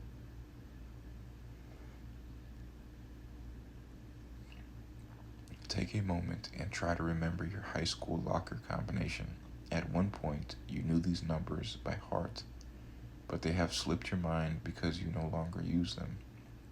You cannot access this information because it is no longer in your memory system. Memories may decay over time, but there is plenty of evidence that we can store a vast fund of information, sometimes for very long periods, according to Smolin et al. 2019. Such memories might include the name of the street where you grew up, according to Schmidt et al. 2000, grades in college, according to Behrick et al. 2008, and factual knowledge from college courses, according to Conway et al. 1991. However, such memories are subject to a variety of inaccuracies and distortions, and tapping into them is not always easy. Retrieval failure. Sometimes we know that we have knowledge or something, but just can't pull it out of storage or retrieve it. The name of that college classmate or that new blockbuster movie is just sitting on the tip of your tongue, but it won't slide off. This simple retrieval failure is called the tip of the tongue phenomenon. Most of us have this feeling about once a week, but luckily we are able to retrieve the elusive phrase approximately 50% of the time, according to James and Burke 2000 and Schwartz 2012. Often we can correctly guess the first letter of the word or how many syllables it has, according to Hanley and Chapman 2008. The study suggests that the tip of the tongue phenomenon becomes more common with age, according to Brown and Nix 1996. Can you name them all? Sometimes a name we are trying to remember feels so close, yet we cannot quite pull it out of storage. This feeling of near retrieval is known as the tip of the tongue phenomenon, and it happens frequently when we try to recall the names of celebrities. Retrieval can be influenced or even blocked by information we learned before and after a memory is made, a phenomenon we call interference, according to Waugh and Norman 1965. If you have studied more than one foreign language, you have probably experienced interference. Suppose you take Spanish in middle school and then begin studying Italian in college. As you try to learn Italian, you may find Spanish words creeping into your mind and confusing you. This is an example of proactive interference, the tendency for information learned in the past to interfere with the retrieval of new material. People who learn to play a second musical instrument experience the same problem. The fingering of the old instrument interferes with the retrieval of new fingering. Now let's say you are going on a trip to Mexico and need to use the Spanish you learned back in middle school. As you approach a vendor in an outdoor market in Costa Maya, you may become frustrated when the only words that come to mind are ciao bello and buongiorno, Italian for hello, handsome, and good day, when you really are searching for phrases with the same meaning in Espanol.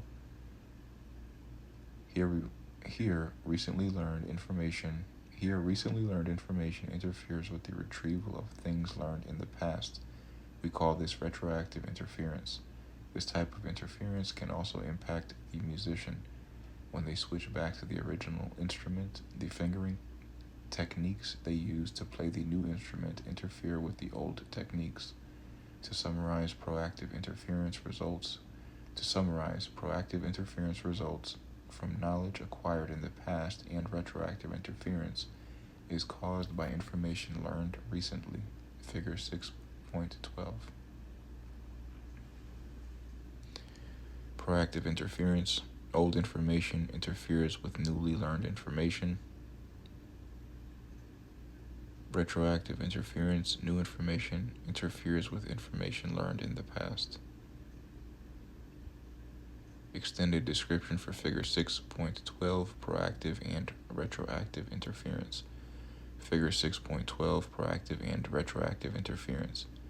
Now that we have discussed the many ways you can forget, let's turn our attention in the opposite direction.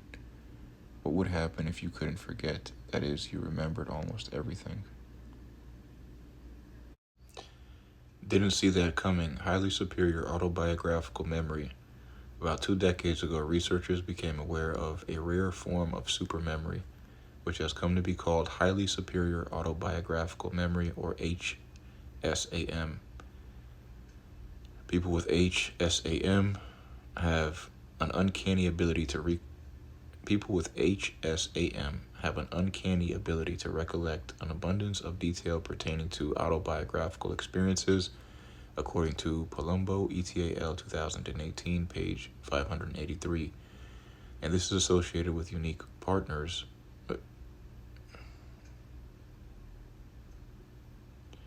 People with HSAM have an uncanny ability to recollect an abundance of detail pertaining to autobiographical experiences, according to Palumbo ETAL 2018, page 583, and this is associated with unique patterns of brain activity, according to Santangelo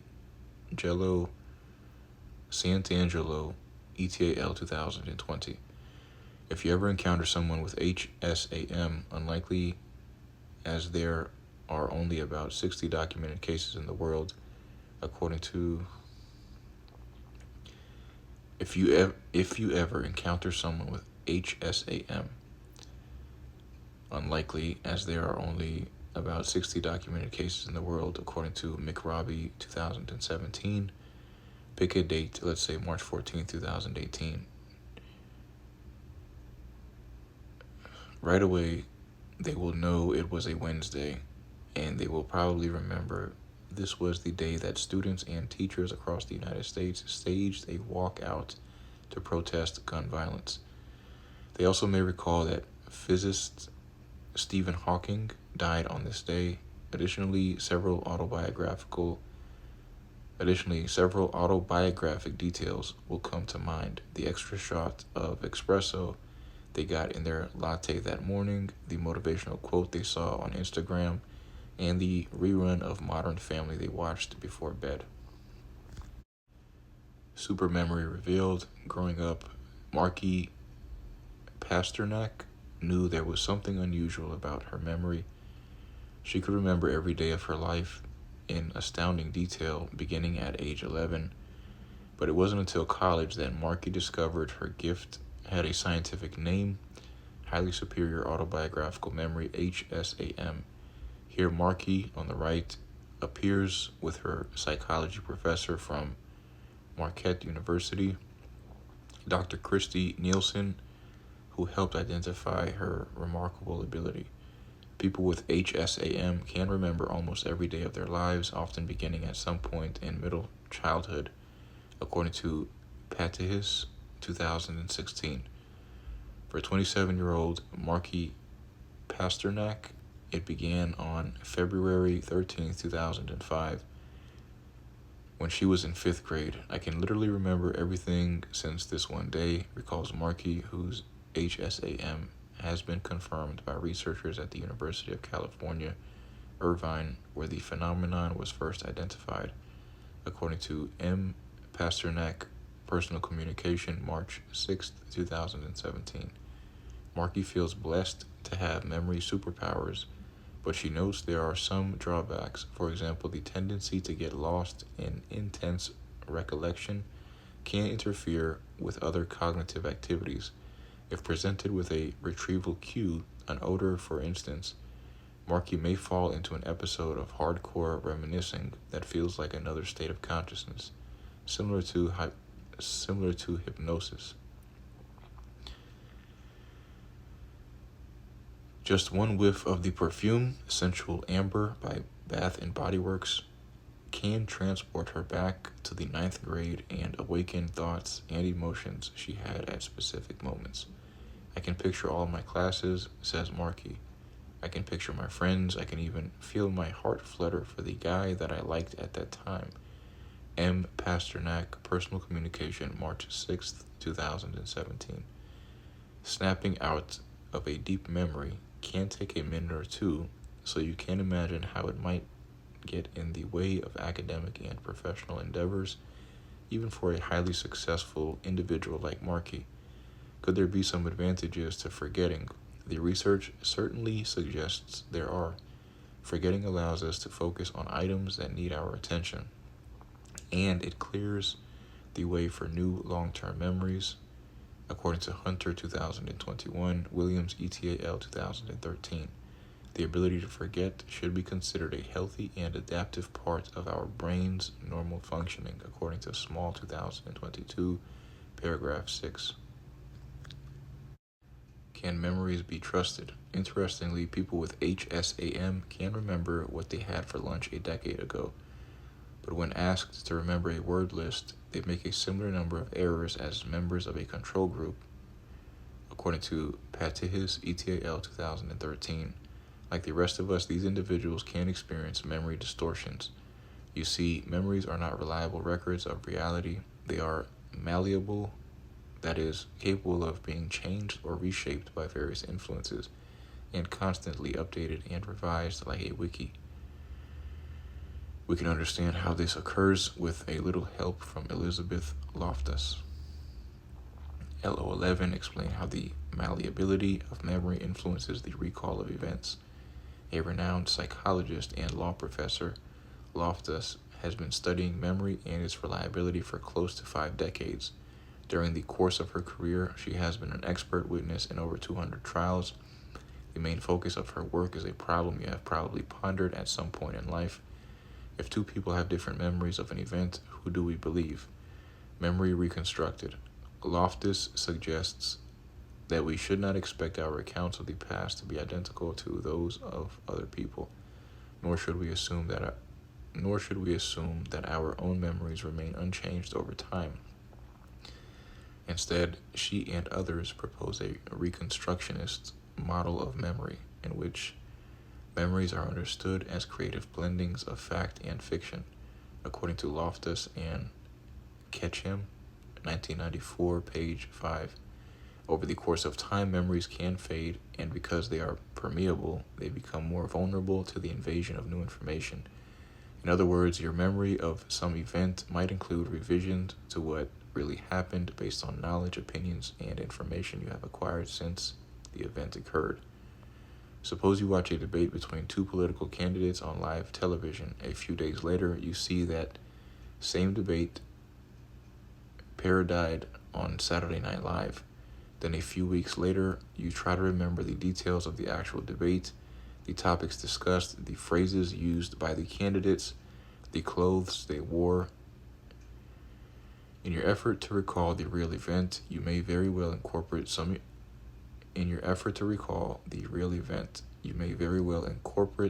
elements of the Saturday Night Live skit, words or expressions used by the candidates. For example, the memories we make are not precise depictions of reality,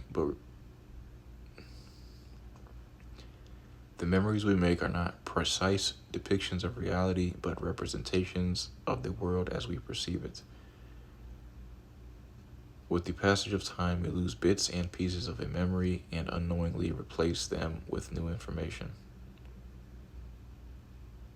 Connections. In Chapter 1, we introduced the concepts of expectations and bias, noting that these can produce inaccuracies in thinking and research. Here we describe the ways in which our memories can fail. As accurate as our thoughts and memories may seem, we must be aware that they are vulnerable to error.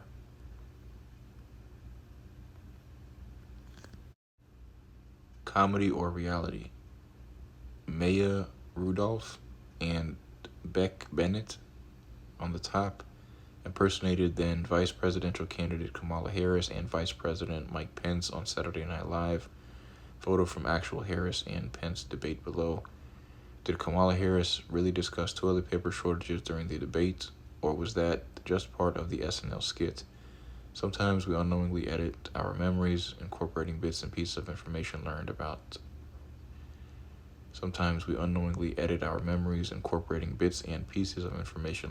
after the fact.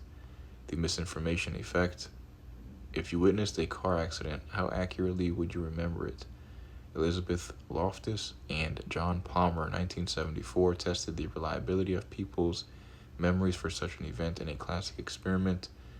After showing participants a short film clip of a multiple car accident, Loftus and Palmer quizzed them about what they had seen.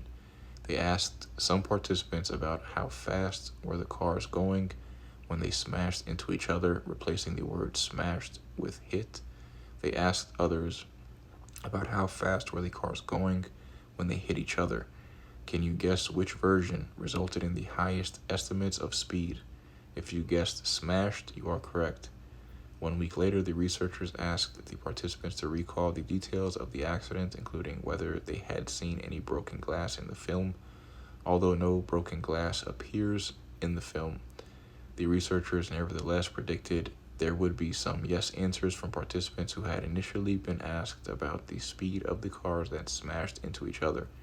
Their predictions were correct. Participants who had heard the word smashed apparently incorporated a faster speed in their memories and were more likely to report having seen broken glass.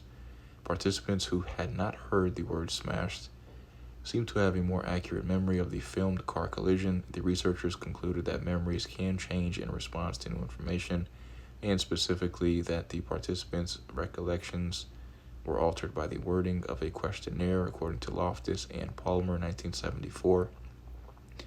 This research suggests that eyewitness accounts of accidents, crimes, and other important events might be modified by factors that come into play after the event occurs. Because memories are malleable, the wording of questions can change the way events are recalled, and care must be taken when questioning people about the past, whether it's in a therapist's office, a social service agency, or a police station. Researchers have since conducted numerous studies on the misinformation effect, or the tendency for new and misleading information to distort one's memory of an accident. Studies with a variety of participants have resulted in their remembering a stop sign that was really a yield sign, a screwdriver that was really a hammer, and a barn that did not actually exist, according to Loftus, 2005. Eyewitness accounts. Knowing that memories are malleable, how can prosecutors, police officers, and other interviewers reduce the likelihood of obtaining flawed information from eyewitnesses? Experts have offered many evidence-based recommendations, including the practice of using open-ended rather than suggestive questions, according to Wells, ETAL 2020. For example, it would be better to say, describe everything you saw, as opposed to, the suspect was wearing a baseball cap, right? Another good policy is to ask questions immediately. People who witness crimes are often asked to rate their confidence in identifying a suspect. This eyewitness confidence is linked to accuracy, but only when the confidence level is assessed at the time of the initial identification. That is, when suspects are viewed in a lineup, according to Wixt, ETAL 2015, page 515. Simply stated, if the eyewitness has a high level of confidence in identifying a suspect shortly after the crime, their identification is more accurate, according to Bruin, ETAL 2020, and Wixted and Mickus, 2017. What if the witness is a child? Obtaining an accurate eyewitness account from a child can be challenging, in part because children are vulnerable to suggestion, according to Wells, ETAL 2020. To minimize inaccuracies, interviewers should be as neutral as possible. They should not show approval or disapproval of the child's statements, smiling and saying good, or frowning and saying that's not right. For example, according to Sparling, ETAL 2011, page 588, asking children to close their eyes increases the accuracy of the testimony, according to Red Velvet, ETAL 2014. Prosecutors often tell people who have witnessed crimes not to speak to each other, and with good reason. Information provided by one witness can contaminate the memory of another, according to Wells, ETAL 2020. Suppose two people see an older woman being robbed. One witness remembers a bearded man wearing a blue jacket swipe the woman's purse. The other noticed the blue jacket, but not the beard. If, however, the two witnesses exchange stories of what they saw, the second witness may unknowingly incorporate the beard into their memory. Information learned after the event, that is, the fact that the thief had a beard, can get mixed up with memories of that event, according to Loftus, 2005, and Loftus, ETAL 1978. If we can instill this type of false information into a true memory, do you suppose it is possible to give people memories for events that never happened? Indeed, it is. Can memories be fake? LO12 described the meaning of rich false memories. Elizabeth Loftus knows firsthand what it is like to have a memory implanted. Elizabeth Loftus knows firsthand what it is like to have a memory implanted. Tragically, her mother drowned Tragically, her mother drowned when she was 14 years old. For 30 years, she believed that someone else had found her mother's body in a swimming pool. But then her uncle, in the middle of his 90th birthday party, said that she, Elizabeth, had found her mother's body. Loftus initially denied any memory of this horrifying experience, but as the days passed, she began to recall the event, including images of the pool, her mother's body, and numerous police cars arriving at the scene. These images continued to build for several days until she received a phone call from her brother informing her that her uncle had been wronged and that all her other relatives agreed Elizabeth was not the one who found her mother. According to Loftus, all it took was a suggestion casually planted.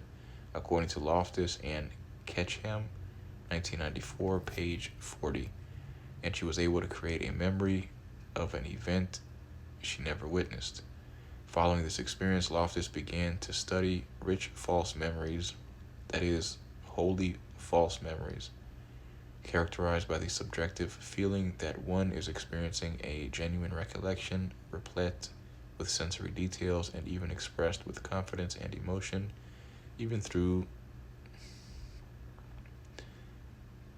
Following this experience, Loftus began to study rich false memories, that is, wholly false memories characterized by the subjective feeling that one is experiencing a genuine recollection, replete with sensory details, and even expressed with confidence and emotion, even though the event never happened, according to Loftus and Bernstein, 2005, page 101. False memories. Would you believe that looking at photoshopped pictures can lead to the creation of false memories? In one study, researchers discovered that participants could remember hot air balloon rides they never took after looking at doctored photos of themselves as children on balloon rides. The researchers speculate that a photo helps subjects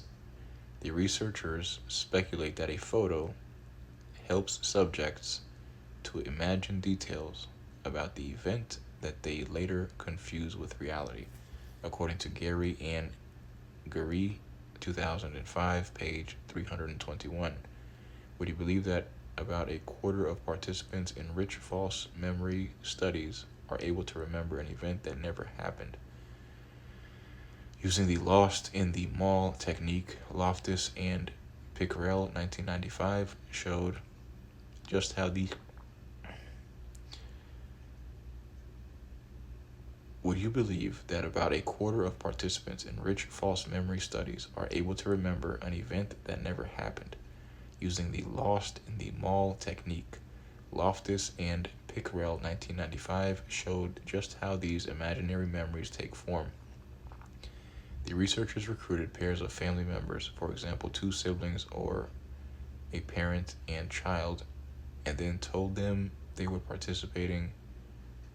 These researchers recruited pairs of family members, for example, two siblings or parent and child, and then told them they would be participating in a study on memory. With the help of one member from each pair, the researchers recorded 3 true events from the pairs, shared past, and one fabricated but plausible story of a trip to a shopping mall. Then they asked the other member of the pair, whom we will refer to as the participant, to recall as many details as possible about each other. Then they asked the other member of the pair, whom we will refer to as the participant, to recall as many details as possible about each of the 4 events. Remember, only 3 of the events were real, which were presented in a book provided by the researchers. If the participant could not remember any details from an event, they were instructed to write, "I do not remember this." In the Lost in the Mall story, the participant was told they had been separated from the family in a shopping mall around the age of 5. According to the story, the participant began to cry, but was eventually helped by an older woman and reunited with their family. Mind you, the Lost in the Mall episode was pure fiction, but it was made to seem real through the help of the participant's family member who was working with the researchers. Following a series of interviews, the researchers concluded that 29% of the participants were able to recall either part or all of the fabricated Lost in the Mall experience, according to Loftus and Pickrell, 1995. These findings may seem shocking. They certainly caused a great uproar in the field. But keep in mind that a large majority of the participants did not remember the fabricated event, according to Hyman et al. 1995, Loftus and Pickrell 1995. Still, this research highlights the importance of educating people about the malleability of memory, according to Scaboria et al. 2017, page 160. If you're not convinced, consider these findings. Following a series of interviews using suggestive memory retrieval methods, 70% of the young adults participating in one study generated rich false memories of criminal behavior they had not committed during adolescence. They recalled incidents involving theft and assault, including interactions with the police that never happened, according to Shaw and Porter, 2015. These participants were videotaped describing both true emotional memories and the false memories that had been implanted during the study. Later, researchers showed this footage to another group of participants whose ability to identify the false memories was no better than chance, according to Shaw, 2020, page 5. What does this tell us? Not only do false memories feel real to the people experiencing them, their account of these memories appears real to observers, according to Shaw, 2020. These findings have implications in legal situations. Suggestive interrogation techniques could potentially result in the false recall of crimes that were not committed. A person could believe they committed a crime that never happened, falsely confess to it, and then be wrongly convicted, according to Starr 2019. Innocent Huey Burton in the center served 19 years in prison after detectives manipulated him into giving a false confession at age 16. During the investigation, detectives grilled young Burton for hours and indicated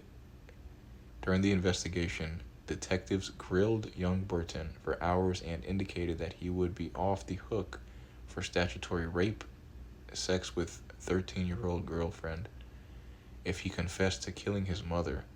Burton's murder conviction was finally vacated in 2019 when a Bronx judge recognized that police officers had used psychologically coercive interrogation techniques to elicit a false confession, according to Ransom, 2019, paragraph 6. The growth of AI raises new concerns about the spread of false memories, both intentionally and unintentionally. Research suggests that technologies like ChatGPT may be capable of implanting false memories in human users. As one study showed, misinformation collected and disseminated by AI can become the basis of these fake memories, even when people are warned that they are potentially. As one study showed, misinformation collected and disseminated by AI can become the basis of these fake memories, even when people are warned that they are potentially being exposed to misinformation, according to Huang et al. 2024. We have seen how false information can interfere with the memories of research participants. But what about people in the real world? Think critically, steer clear of fake news. You may not realize how frequently you encounter false and misleading information in your daily life. Unfortunately, the internet is rife with questionable content, and you may unwittingly incorporate bogus facts into your memories. Even when a correction occurs, someone tells you that you have been exposed to fake news. The false information may continue to contaminate memory and reasoning, according to Walheim et al. 2020, page 1325. What can you do? Protect your memory system to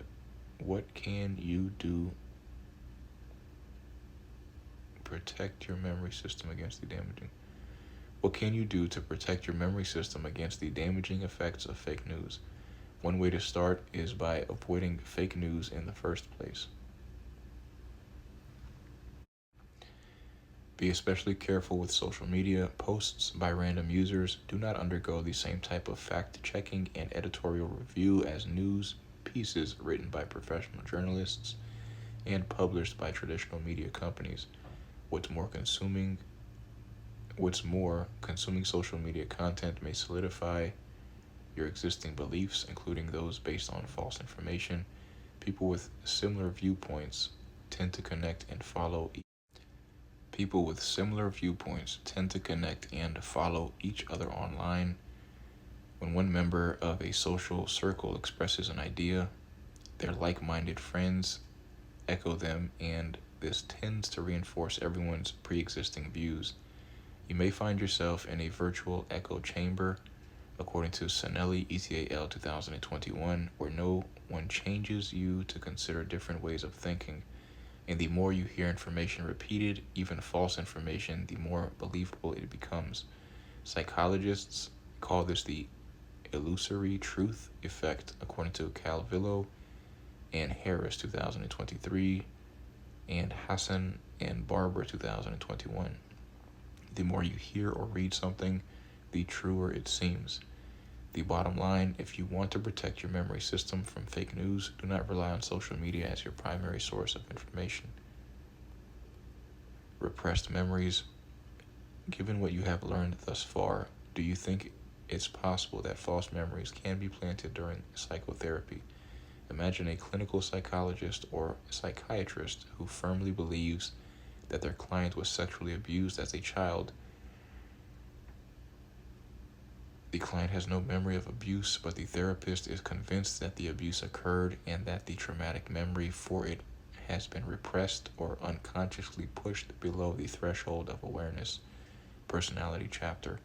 Using methods such as hypnosis and dream analysis, the therapist helps the client resurrect a memory of the abuse that may not have occurred. Angry and hurt, the client then confronts the abuser, who may be a close relative, and forever damages the relationship. But it or not, this scenario is very plausible, according to Patihis and Pendergrast 2019. Consider these true stories picked from a long list. With the help of a psychiatrist, Nadine Kuhl came to believe that she was a victim of sexual abuse, a former member of a satanic cult, and a baby killer. She later claimed these to be false memories brought about in therapy, according to Loftus 1997. Under the influence of prescription drugs and persuasive therapists, Lynn Price Gondolf became convinced that her parents molested her during childhood. 3 years after accusing her parents of such abuse, she concluded the accusation was a mistake, according to Loftus and Ketcham, 1994. Laura Pasley walked into her Texas therapist's office with one problem, bulimia, and walked out with another, incest, according to Loftus, 1994, page 44. Connections. In the consciousness chapter, we describe an altered state of consciousness called hypnosis that allows for changes in perceptions and behavior resulting from suggestions made by a hypnotist. Here we discuss the use of hypnosis in a therapeutic setting. The hypnotist is a therapist trying to help a client remember an abuse that the therapist believes has been repressed. In the history of psychology, few topics have stirred up as much controversy as repressed memories, according to Bruin 2021, Patihis Ho et al. 2014, Patihis Lilienfeld et al. 2014. Some psychologists believe that painful memories can indeed be repressed and recovered years or decades later, but others are skeptical, according to Odgar et al. 2019 and Patihis et al. 2021. Although childhood sexual abuse is shockingly common, with approximately 18% of girls and 8% of boys affected worldwide, according to Stoltenborg et al. 2015, there is not solid evidence that these traumas are repressed. Even if they were, many believe retrieved memories of them would likely be inaccurate, according to Patihis Ho et al. 2014, Rodiger and Bergman 1998. Trauma survivors often face quite a different challenge, letting go of painful memories that continue to haunt them. Psychological Disorders chapter. The American Psychological Association, APA, and other authoritative mental health organizations have investigated the repressed memory issue at length. In 1998, the APA issued a statement offering its main conclusions, summarized below. Sexual abuse of children is very common and often unrecognized, and the repressed memory debate should not detract attention from this important issue. Most victims of sexual abuse have at least some memory of the abuse. Memories of past abuses can be forgotten and remembered at a later time. People sometimes do create false memories of experiences they never had. We still do not completely understand how accurate and flawed memories of childhood abuse are formed. Keep these points in mind next time you hear the term repressed memory tossed around in talk shows, internet posts, or casual conversations. According to Audiobook ETAL 2020, you are now equipped with scientific knowledge to evaluate claims about repressed memories. So weigh all the evidence and ask critical questions. If you or someone you know is dealing with issues related to abuse, seek help from a licensed psychotherapist, APA NDO. Before you read on, take a minute and allow the words of Elizabeth. Take a minute and allow the words of Elizabeth Loftus to sink in. Think of your mind as a bowl filled with clear water. Now imagine each memory as a teaspoon of milk stirred into the water. Every adult mind holds thousands of these murky memories. Who among us would dare to disentangle the water from the milk? According to Loftus and Ketcham, 1994, pp. 3-4. What is the basis for all this murkiness? Time to explore the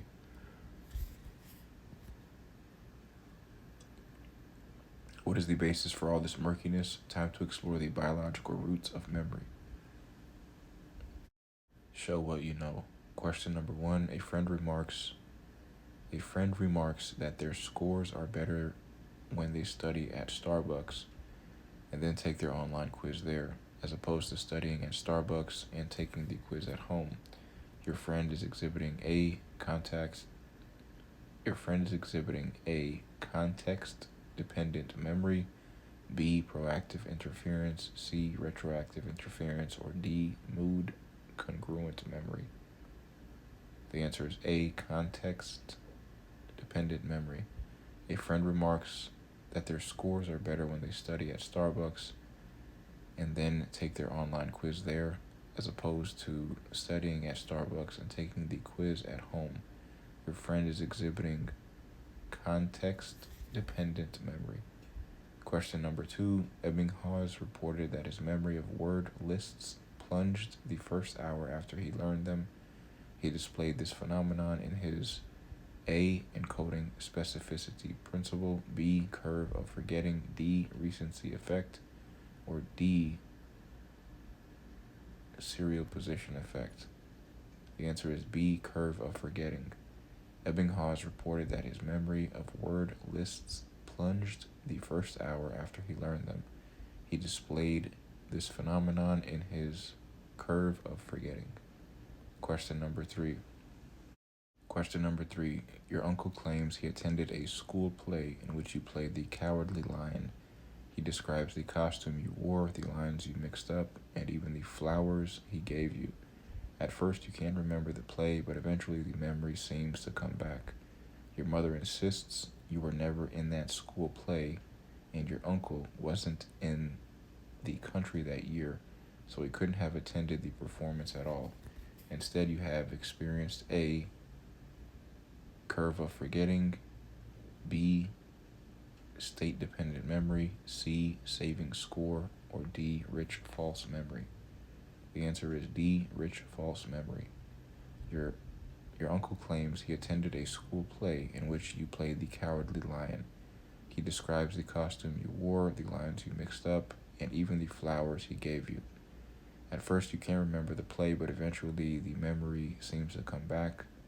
Your mother insists you were never in that school play, and your uncle wasn't in the the country that year, so he couldn't have attended the performance at all. Instead, you have experienced rich false memory.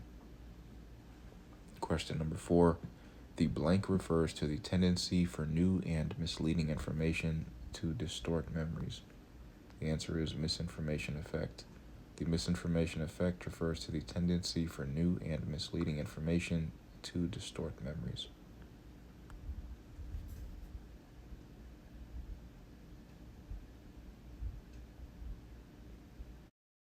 The biology of memory. What did you do today? Did you have breakfast, brush your teeth, put your clothes on, drive your car, read an assignment, text a friend? Whatever you did, we are sure of one thing: it required a whole lot of memory. You could not send a text message without knowing how to spell, read, and use a phone, all things you had learned and remember. You could not send a text message without knowing how to spell, read, and use a phone, all things you had to learn and remember. Likewise, you could not drive without remembering how to unlock your car, start the engine, and use the pedals. Memory is involved in virtually everything you do. If memory is behind all your daily activities, important processes must be occurring in the brain to make this happen, both on the macro, large, and micro, small scale. But as we learned from Clive's example, these processes are fragile and vulnerable to disruption. Exploring the causes of memory failure can help us understand the biological basis of memory. Amnesia, the aftermath. In the months and years following Clive's illness, researchers administered many tests to assess his cognitive function. They found his IQ to be within an average range, but his ability to remember past events deeply impaired. When prompted to name as many musical composers as possible in 1 minute, Clive, a man who had devoted his career to the study of music, could only produce 4: Mozart, Beethoven, Bach, and Haydn. He denied that dragonflies have wings and claimed he had never heard of John F. Kennedy, according to Wilson et al. 1995.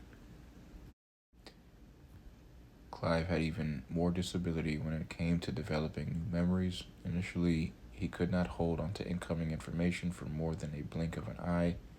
If his wife Deborah left the room, even for a short trip to the restroom, he would welcome her back as if she had been away for years, embracing, celebrating, sometimes weeping. "How long have I been ill?" he would ask, forgetting the answer and repeating himself within seconds, according to Waring, 2005, page 181. Love triumphs. Clive forgot many things, but not the love he has for his wife. Every time Deborah came to visit, he recognized her, but could not recall their last meeting, even if it had. Every time Deborah came to visit, he recognized her, but could not recall their last meeting, even if it had happened just minutes before. Hugging, kissing, and sometimes twirling Deborah in the air, he would ask how much time had passed, according to Waring, 2005. LO13, compare and contrast anterograde and retrograde amnesia. Amnesia, or memory loss, can result from either a physical or psychological condition. There are different types and degrees of amnesia, ranging from extreme, losing decades of episodic memories, to mild, temporarily forgetting people's names after a concussion. Anterograde amnesia. According to researchers, Clive has a more severe anterograde amnesia than any other patient previously reported, according to Wilson et al. 1995, page 680. Anterograde amnesia.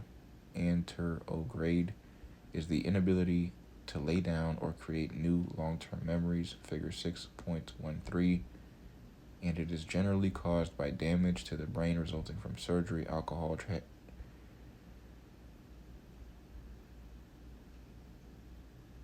Anterograde amnesia is the inability to lay down or create new long-term memories, figure 6.13, and it is generally caused by damage to the brain resulting from surgery, alcohol, head trauma, or illness.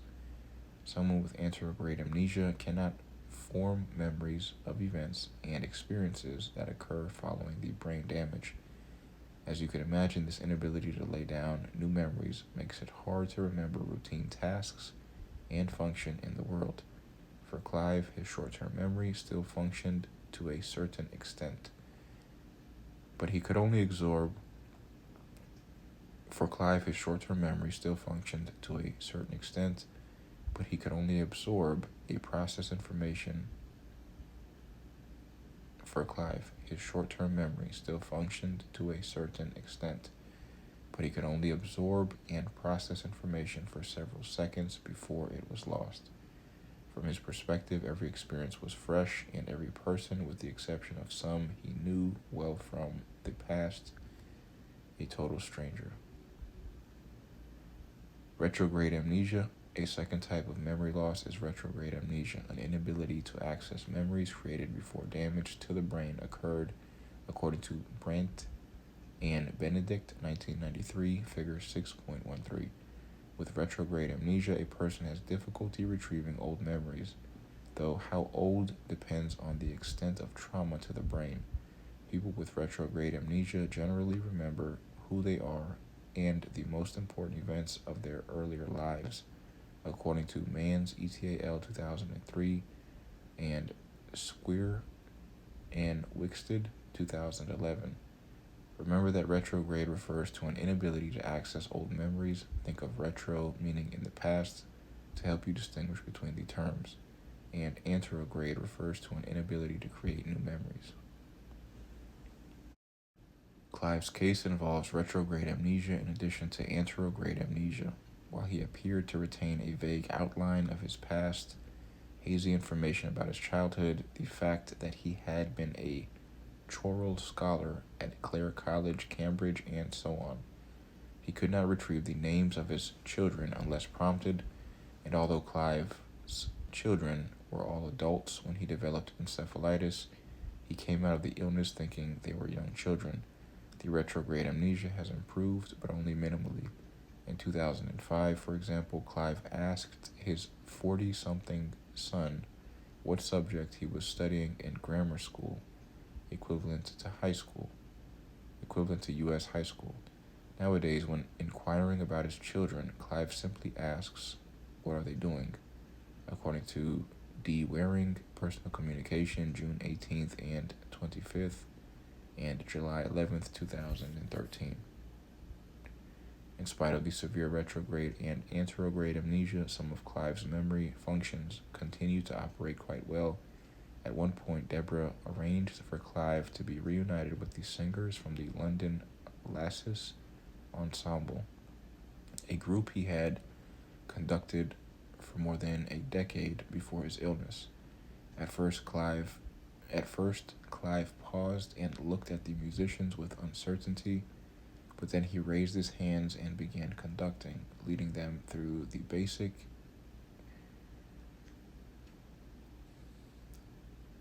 At first, Clive paused and looked at the musicians with uncertainty, but then he raised his hands and began conducting, leading them through the music with precision. At first, Clive paused and looked at the musicians with uncertainty, but then he raised his hands and began conducting, leading them through the music with precision and grace. Remembering the piece, which he had edited himself, Clive mouthed its words in Latin and employed the same tempo and conducting style he had used in the past, according to D. Waring, Personal Communication, July 11th, 2013.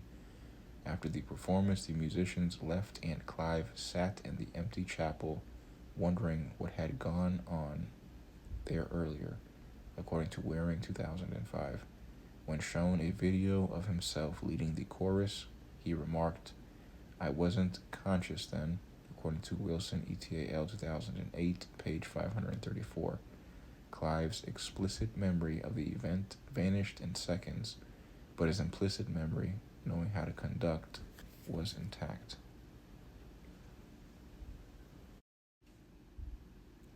Retrograde amnesia. Can't retrieve old memories. Can form new memories. Anterograde amnesia. Can retrieve old memories, can't form new memories. Extended description for Figure 6.13, retrograde and anterograde amnesia. Figure 6.13, retrograde and anterograde amnesia. Retro means before, so retrograde amnesia is the inability to retrieve memories for events that occurred before an amnesia-causing injury. Antero means after, so anterograde amnesia is the inability to form memories for events that occur after an injury. How is it possible? How is it possible that some of Clive's long-term memories were blotted out, while others, such as how to conduct music, remain fairly clear? Evidence suggests that different types of long-term memories have distinct processing routes in the brain. Thus, damage to one area of the brain may impair some types of memory, but not others. Let's take a closer look at where memories appear to be stored. Memories in the brain, a macro perspective, LO14, identify the brain structures involved in memory. A few years after the onset of Clive's illness, doctors evaluated his brain using an MRI scan. A troubling picture emerged. The virus had destroyed many parts of his brain, notably the hippocampus, which plays a vital role in the creation of new memories, according to Wilson et al. 2008. Connections. In the biology and behavior chapter, we describe the hippocampus as a pair of seahorse-shaped structures located in the limbic system. The hippocampus is primarily responsible for processing and making new memories, but is not where memories are permanently stored.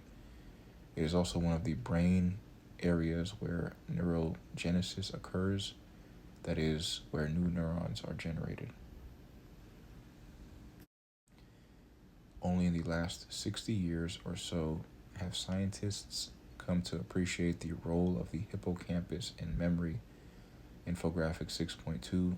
Back in the 1920s, psychologist Carl Lashley, 1890 through 1958, set out to find a memory trace, the physical spot where memories are etched in the brain, also called an engram. Lashley selected a group of rats that had learned the layout of specific mazes and then made large cuts at different places in their cortices to see how this affected their memory of the mazes. No matter where Lashley sliced, the rats still managed to maneuver their way through the mazes, according to Costandi 2009 and Lashley 1950. These findings led Lashley and other scientists to believe that memory is spread throughout the brain rather than localized in a particular region, according to Costandi 2009 and Candle and Pittinger 1999. Connectionism is a model that suggests our memories are distributed throughout the brain in a network of interlinked neurons. Lashley spent over 30 years looking for an engram, and researchers continue to carry on this research. Lashley spent over 30 years looking for an engram, and researchers continue to carry on this search, according to Jocelyn and Tanigua, 2020. The case of H.M. Henry Molaison, better known as H.M., forced scientists to completely reevaluate their understanding of the brain's memory system. From the onset of his amnesia in 1953 until his death in 2008,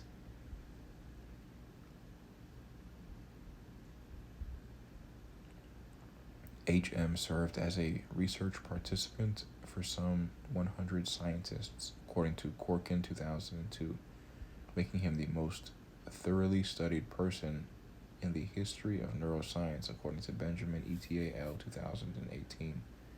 H.M.'s brain troubles began at the age of 10, a year or so after being knocked unconscious in a bicycle accident.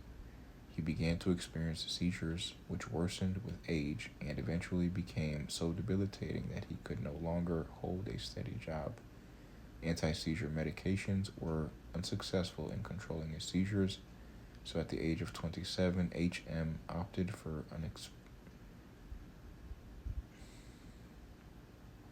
Anti-seizure medications were unsuccessful in controlling his seizures, so at the age of 27, H.M. opted for an experimental surgery to remove parts of his brain, the temporal lobes just beneath the temples, including the hippocampus, according to Scoville and Milner, 1957. H.M.'s surgery succeeded in reining in his epilepsy, but left his memory in shambles. Upon waking from the operation, he could no longer find his way to the bathroom or recognize the hospital workers caring for him. He played with the same jigsaw puzzles and read the same magazines day after day as if he were seeing them for the first time, according to Scoville and Milner, 1957. Like Clive, H.M. had profound anterograde amnesia, the inability to encode new long-term memories, and a milder form of retrograde amnesia, trouble retrieving existing memories from storage.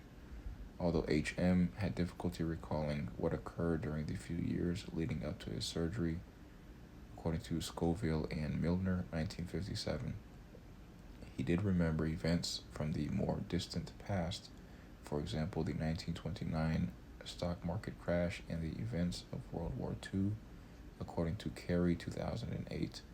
However, H.M. maintained a working implicit memory, which he demonstrated in an experiment involving the complex task of tracing a pattern reflected in a mirror with repeated practice sessions, none of which he remembered. H.M. improved his performance on the drawing task, learning it as well as someone without amnesia. Gabrielli, ETAL, 1993. Clive can also acquire new implicit memories, but his ability is very limited. According to Deborah, it took years for Clive to learn how to get his bedroom in the small community residence. According to Deborah, it took years for Clive to learn how to get to his bedroom in the small community residence where he moved after leaving the hospital, according to Waring, 2005. Infographic 6.2, Tracking Memory in the Brain. Whether with lab rats or case studies, psychologists have spent decades tracking the location of memory in the brain. Their findings point to a complex system involving multiple brain regions. Memory is formed, processed, and stored throughout the brain, and different types of memory have different paths. So it helps to know your way around the brain's structures. Remembering the amygdala's role in processing basic emotion, for instance, can help you understand its role in processing the emotional content of memories. Learning from H.M. Henry Molaison, or H.M. 1926 through 2008, may be the best known single patient in the history of neuroscience, according to Square, 2009, page 6. Following the surgical removal of his hippocampus, H.M. lost the ability to form new explicit memories, but he could still create certain types of implicit memories. This suggests that the hippocampus plays a key role in the creation of explicit, but not necessarily implicit memories. After his death, H.M.'s brain was cut into over 2,000 slices that were preserved and digitized for research.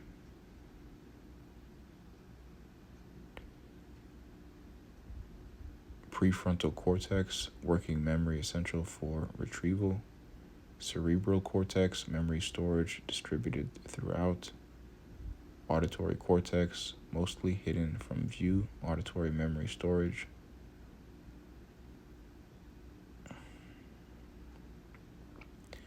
Temporal lobes, spatial memory storage. Visual cortex, visual memory storage. Hippocampus, memory consolidation. Cerebellum, implicit memory formation. Hippocampus, explicit memory formation. Amygdala, implicit memory formation, emotional memory formation. Lashley kept a careful record of the sizes and locations of lesions, Lashley kept a careful record of the sizes and locations of lesions made in each rat as part of his experiments. Lashley's quest through his experiments with rats, Carl Lashley tried to find the physical location of memories in the brain. He would train the rats to navigate mazes, make slices in various parts of their cortex. He would train the rats to navigate mazes, make slices in various parts of their cortices, and then observe how their memories of the mazes were affected. In many cases, these slices had minimal impact on the rats' ability to navigate the mazes.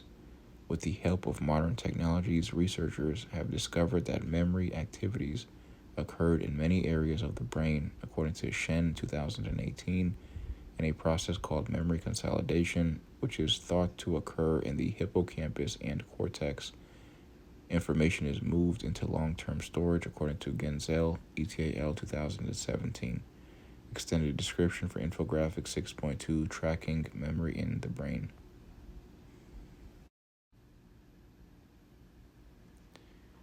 The role of the hippocampus. Imagine you are a scientist trying to figure out exactly what role the hippocampus plays in memory. Consider the facts you know about HM. 1. He has virtually no hippocampus. 2. He has lost the ability to make new explicit memories, yet can create implicit memories. And 3. He can still tap into memories of the distant past. What do you think the hippocampus does? Evidence suggests that the hippocampus is essential for creating new explicit memories, but not necessarily implicit memories. This is in addition to other functions such as decision making. According to Biderman, ETAL 2020, researchers have also shown that explicit memories are processed and stored in other parts of the brain, including areas of the frontal cortex, according to Garcia Lazaro, ETAL 2012. One of the giants of our time, neuropsychologist Brenda Milner, studied patient HM over the course of 5 decades, according to Squire 2009. The work of Milner and her colleagues transformed our understanding of memory. As Nobel laureate Eric Kandel remarked, Brenda Milner is one of the giants of our time.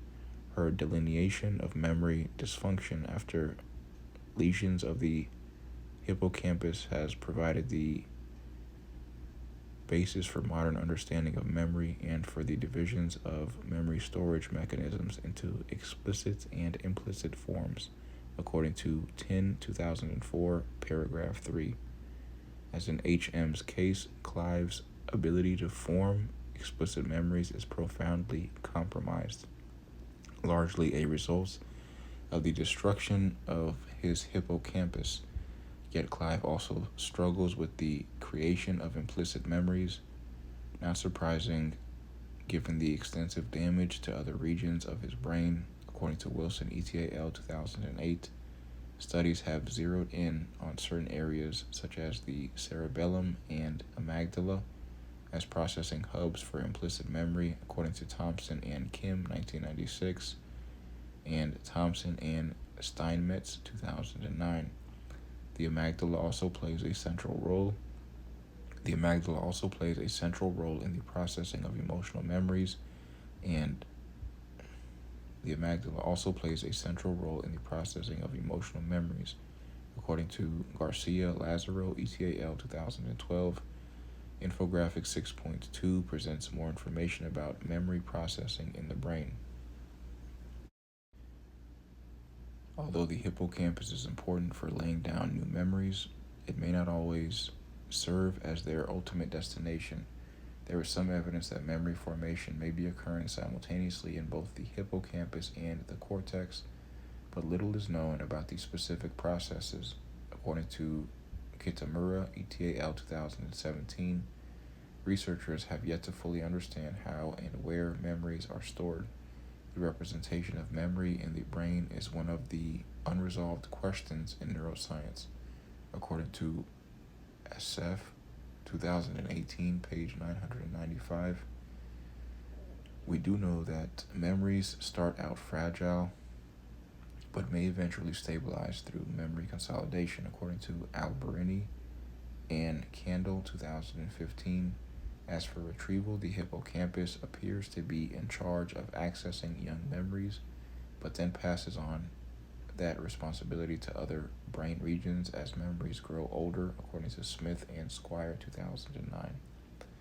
This idea that the hippocampus is essential for creating explicit memories as opposed to implicit memories is supported by what we know about infantile amnesia. That is, the inability to remember events from our earliest years. Most adults cannot remember events before age 2 or 3, and earlier memories are most likely fictional, according to Akhtar et al. 2018 and Lo Bu 2022. Some researchers suggest this is because the hippocampus and frontal cortex, both important for the creation of long-term explicit memories, are not fully developed in children, according to Bauer 2006 and Willoughby et al. 2012. We are less likely to forget memories starting around age 7 because the memories we begin generating are more elaborate and personally relevant. The efficiency of neural processes underlying the formation of these memories also makes them more impervious to the ravages of forgetting, according to Bauer 2015, page 225. The macro-level perspective presented in this section allows us to understand the big picture of memory, what's going on microscopically. Next, we will focus on the important changes occurring in and between neurons. Remember being a baby. Research indicates that people typically can remember life events before age 2 or 3. Why is this the case? One possible explanation is that babies are not capable of creating autobiographical memories. In order to form such memories, one must have a sense of self, which may not develop until 18 to 24 months, according to Lobu 2022. Memories in the brain, a micro perspective, LO15, describe long-term potentiation and its relationship to memory. How does your brain change when you learn a new driving route to school? If we could peer into your skull, we might detect a change in your hippocampus. Now imagine what might happen in the brain of a taxicab driver in London who must memorize the 25,000 streets in the city, including their businesses and landmarks.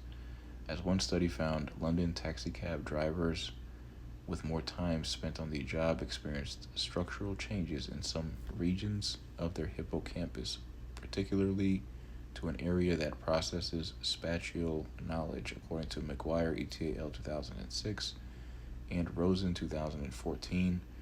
Zooming in for a closer look, we might actually observe changes at the level of the neuron. If you are looking for a memory imprint, the best place to look is the synapse. In an adult brain, synapses can change their strength and size within minutes or hours in response to new experience and learning, according to Cirelli and Tanani, 2019, page 189. Connections. In the biology and behavior chapter, we introduced the synapse, the junction between two neurons. Neurons communicate with each other via chemicals called neurotransmitters, which are released into the synapse. Here we learn how activities at the neural level are related to the formation and maintenance of memories.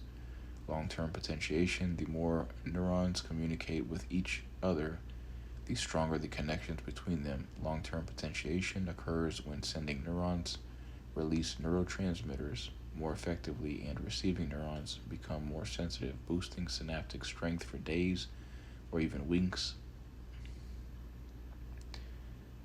Long-term potentiation occurs when sending neurons release neurotransmitters more effectively and receiving neurons become more sensitive, boosting synaptic strength for days or even weeks, according to Lynch 2002, Malinka and Nicole 1999, and Whitlock et al. 2006. In other words, long-term potentiation refers to the increased efficiency of neural communication over time, resulting in the formation of memories. Researchers suggest long-term potentiation may be biological basis for many kinds of learning. As you learn a new skill, for example, the neurons involved in performing that skill communicate more with each other. It might start with a somewhat random firing of neurons, but eventually the neurons responsible for the new skill develop pathways through which they communicate more efficiently. Having trouble visualizing the process? Imagine this scenario. Your college has opened a new campus with an array of brand new buildings, but it has yet to construct the sidewalks connecting them. In order to go from one class to the next, students have to wade through tall grass and weeds. All the trampling eventually gives way to a system of paths linking the buildings. Long-term potentiation occurs in a similar fashion. Over time, the communication among neurons improves and strengthens, allowing for the skill to develop and become more natural, according to Whitlock, ETAL 2006. These paths represent how a skill, whether tying your shoe or texting, is learned and thus becomes a memory. If a sea slug can, so can you. Amazingly, we have learned much about long-term potentiation from the sea slug, Aplysia, which has only about 20,000 neurons, according to Candle, 2009. A little easier to work with than the billions of neurons in a human brain. In addition to having a small number of neurons, the sea slug's synapses are relatively easy to examine at an individual level. Studies on sea slugs indicate that long-term potentiation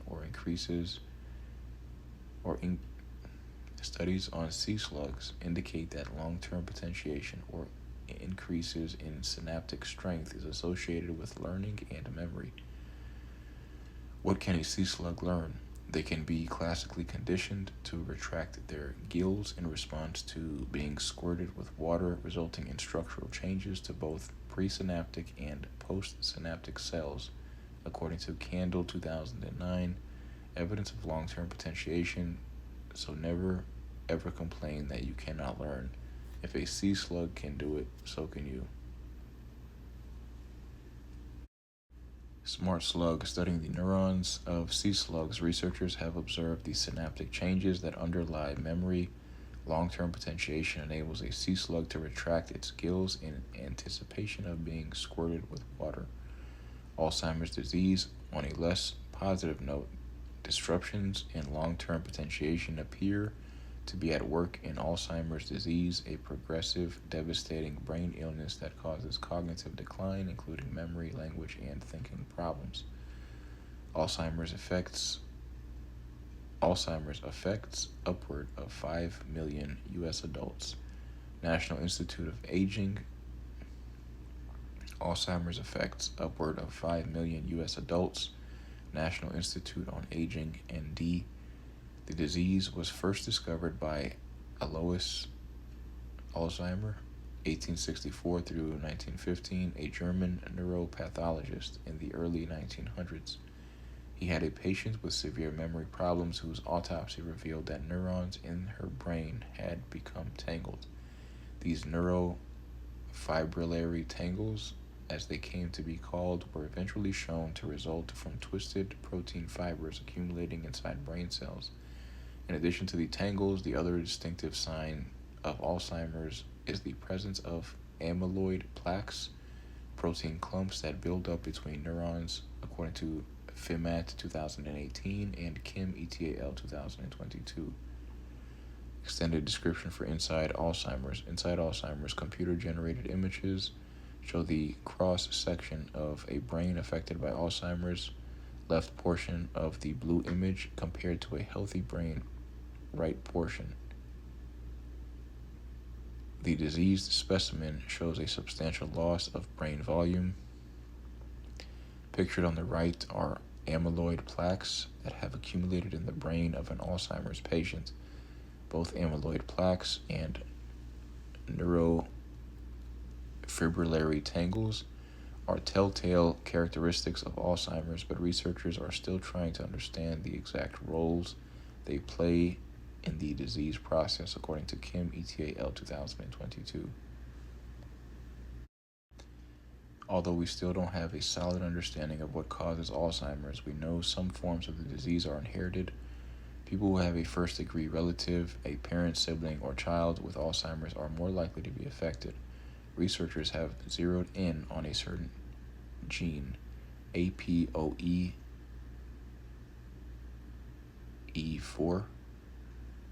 that seems to increase the risk of developing Alzheimer's, particularly among women, according to Huang et al. 2022 and Nebel 2018. We also know that factors such as diet and exercise can influence the development and progression of the disease, according to Sohn 2018. Being obese and sedentary can heighten one's risk. In fact, studies suggest that the standard U.S. diet, one that is high in sugar, fats, and processed food, and low in fruits, vegetables, and whole grains, can cause nutrient deficiency and inflammation that could impact cognition directly, according to Graham et al. 2016, page 2.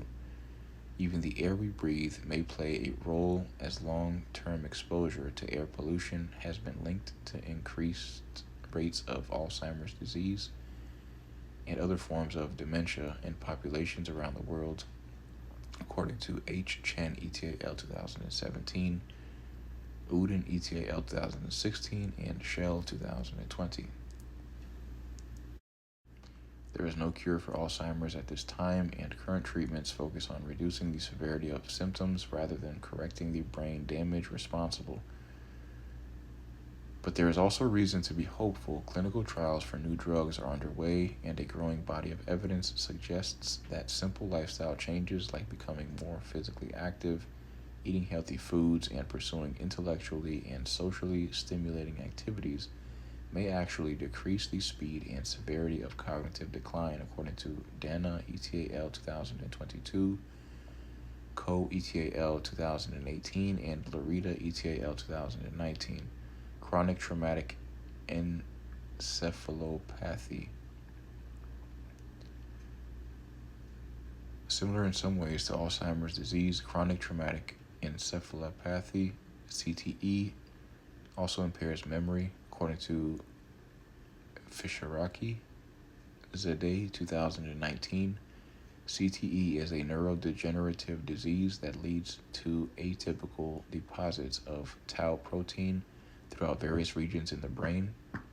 This disease results from repeated hits to the head, or in some cases, perhaps even a single traumatic brain injury, according to Smith et al. 2019. CTE affects football players, soccer players, wrestlers, rugby players, boxers, hockey players, lacrosse players, combat war veterans, and many other people who have experienced head trauma, according to Maroon et al. 2015 and McKee et al. 2016. Symptoms include significant memory issues, impulsivity,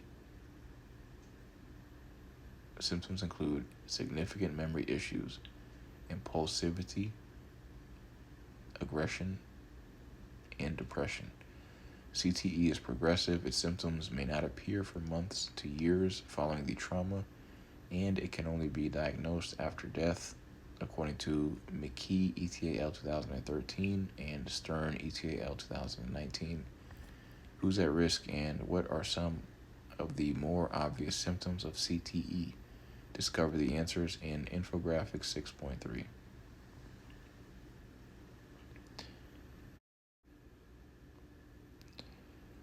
Infographic 6.3, Chronic Traumatic Encephalopathy. Chronic Traumatic Encephalopathy, CTE, is a progressive neurodegenerative disease caused by one or more blows to the head. CTE affects athletes of many types, combat war veterans, and others who experience head trauma, according to McKee et al. 2016 and Smith et al. 2019. These symptoms, which may not appear for months or years after the injury, include changes to memory, emotions, thinking, and personality. CTE is somewhat similar to other neurodegenerative diseases like Alzheimer's and Parkinson's in that it can impair memory, movement, and the ability to plan and carry out everyday tasks, according to McKee et al. 2013.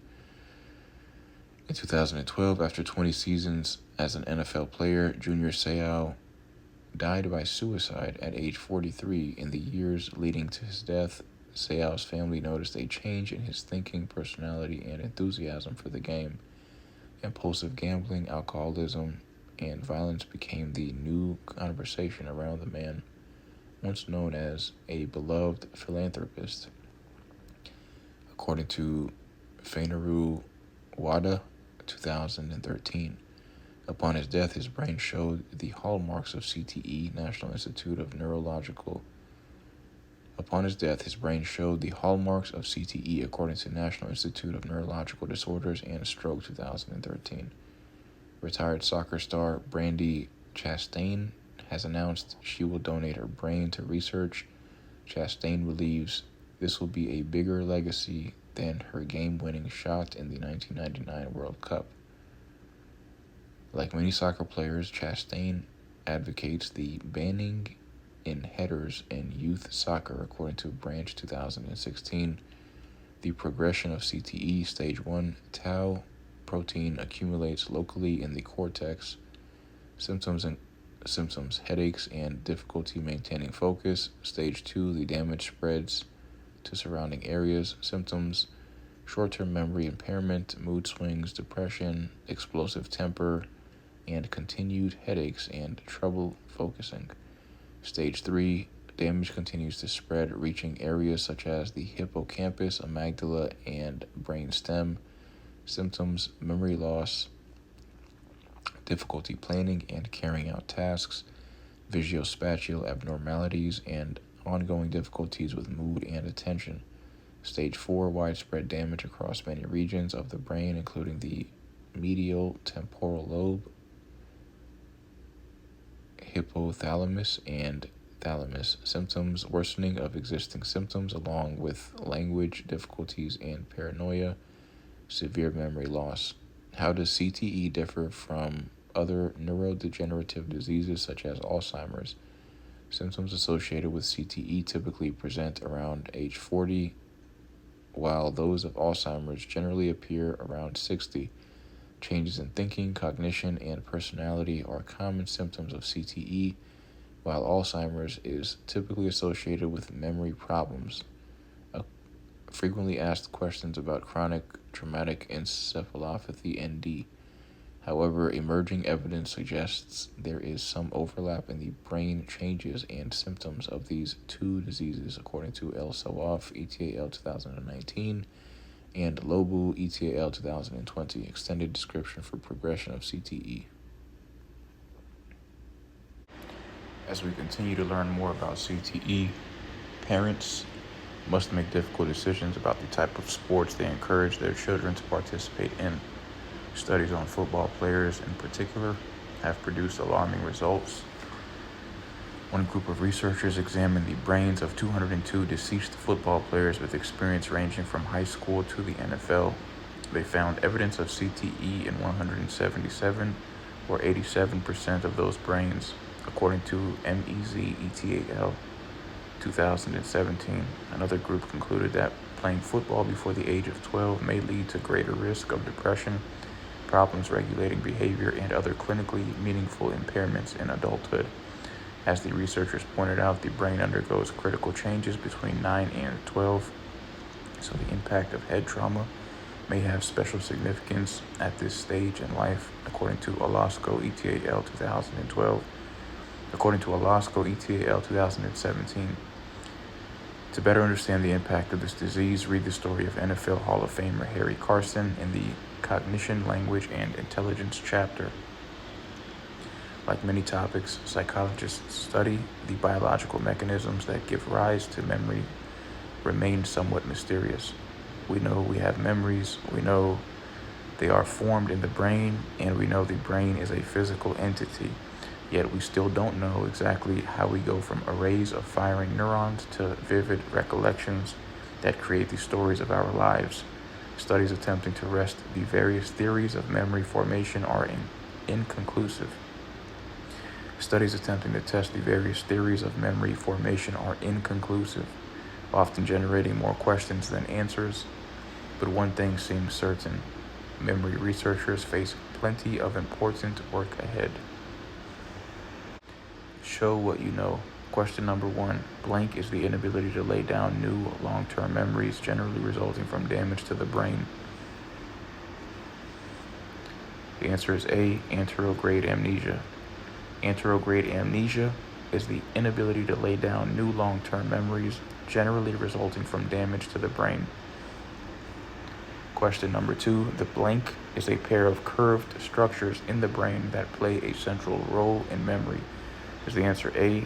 Engram, B. temporal lobe, C. hippocampus, or D. aplysia? The answer is C. hippocampus. The hippocampus is a pair of curved structures in the brain that play a central role in the memory. Question number 3. Blank occurs when sending neurons release neurotransmitters more effectively and receiving neurons become more sensitive. Is the answer A. long-term potentiation, B. memory consolidation, C. priming, or D. the memory trace? The answer is A. long-term potentiation. Long-term potentiation occurs when sending neurons release neurotransmitters more effectively and receiving neurons become more sensitive. Question number 4. Infantile amnesia makes it difficult for people to remember events that occurred before the age of 3. What is your earliest memory, and how old were you when that event occurred? Answers will vary, but can be based on the following information. Infantile amnesia is the inability to remember events from one's earliest years. Answers will vary, but can be based on the following information. Infantile amnesia is the inability to remember events from one's earliest years. Most adults cannot remember events that occurred before the age of 3. A peaceful life. At this point, you may be wondering what became of Clive Waring. After living in the hospital for 7 years, Clive moved to a country residence specially designed for people with brain injuries. As he left the hospital, some of the staff members offered him a farewell and said they would miss him. Addressing them with a polite bow, Clive exclaimed, "They're the first people I've seen." When Deborah would visit Clive in his new home, she found him happy and relaxed, spending much of his time on walks through gardens and the local village, according to Waring 2005, page 293. In 2002, Clive and Deborah renewed their marriage vows. Clive participated fully in the service, reciting scripture he had memorized during his career as a professional singer decades before. According to D. Waring, Personal Communication, June 10, 2013, after the ceremony, he had no recollection of what had taken place, but nevertheless was very happy, laughing, and devouring sponge cake, according to Waring 2005. Onward, nearly 2 decades after falling ill, Clive renewed his wedding vows with Deborah. Now in his 80s, Clive lives in a country residence for people with brain injuries, according to Vennard 2011. Chapter 6 Review, Summary of Concepts. LO1 Define Memory. Memory refers to the processes involved in the encoding, collection, storage, and retrieval of information. Exactly how the brain absorbs information from the outside world and files it for later use is still not completely understood. However, scientists have proposed many theories and constructed various models to help explain the brain processes or works on data on their way to becoming memories. LO2 describes the processes of encoding, storage, and retrieval. Encoding is the process through which new information enters our memory system.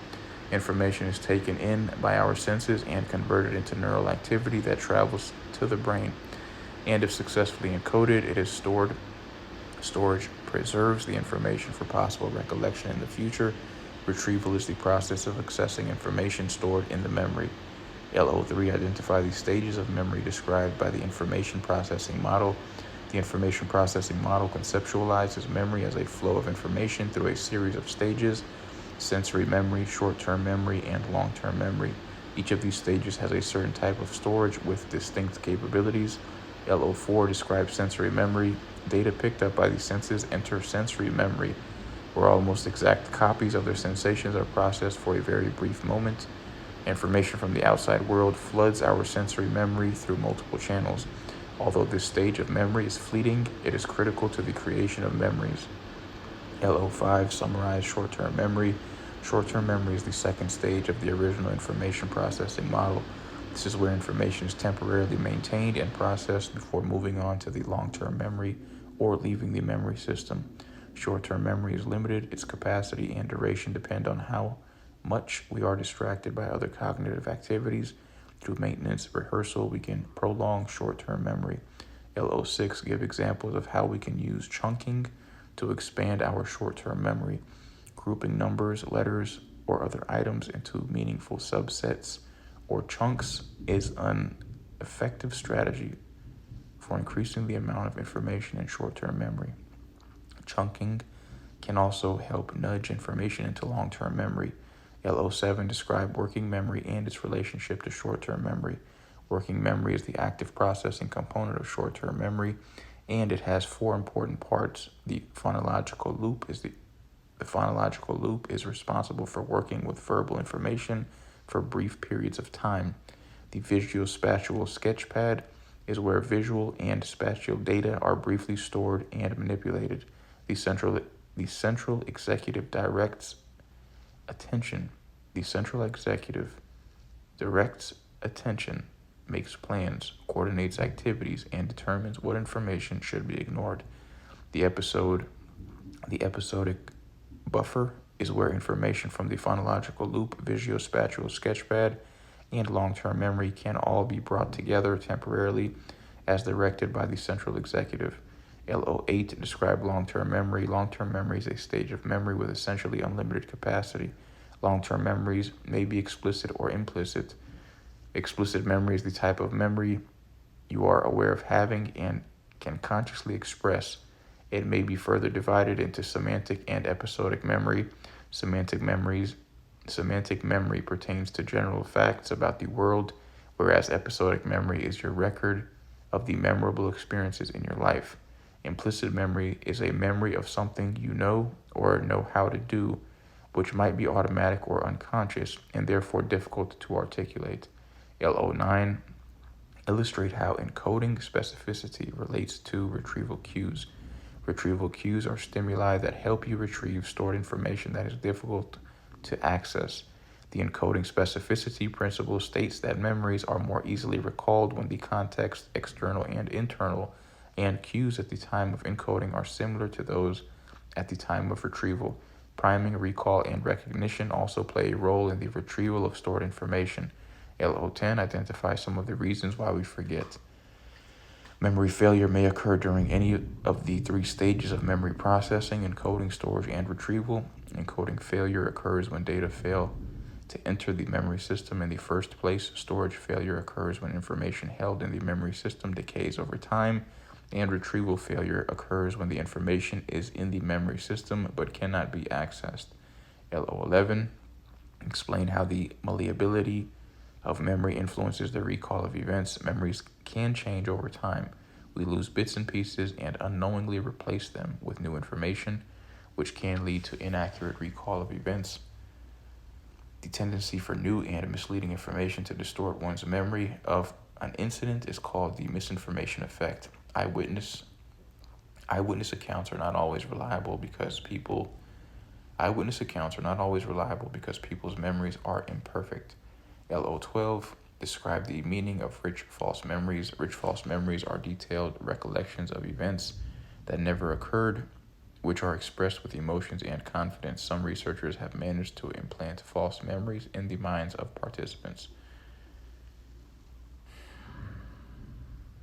LO13 Compare and contrast anterograde LO13. Compare and contrast anterograde and retrograde amnesia. Amnesia or memory loss can result from either a physical or a psychological condition.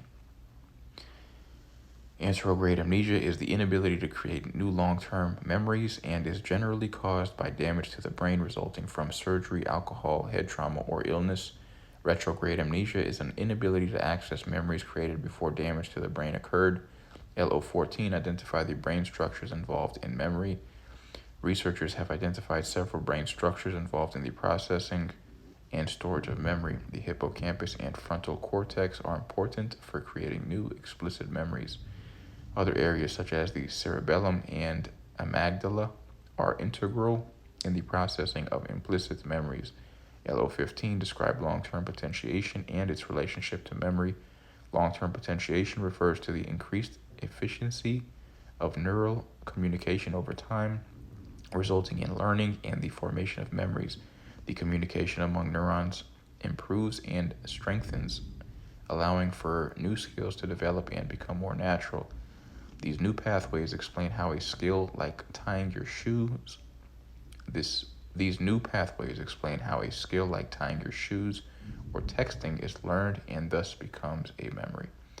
Key terms: anterograde amnesia, chronic traumatic encephalopathy, CTE, chunking, distributed practice, echoic memory, effortful processing, elaborative rehearsal, encoding specificity principle, episodic memory, explicit memory, flashbulb memory, iconic memory, implicit memory, long-term potentiation, maintenance rehearsal, masked practice, memory trace, misinformation effect, mnemonic, primary effect, priming, proactive interference, procedural memory, recall, recency effect, recognition, relearning, retrieval cues, retroactive interference, retrograde amnesia, rich false memories, semantic memory, sensory memory, serial position effect, short-term memory, storage, working memory. Chapter 7, Cognition, Language, and Intelligence. The time now is 2:27 p.m. Today is Saturday, June 20th, 2026. Assalamu alaikum wa rahmatullahi wa barakatuh.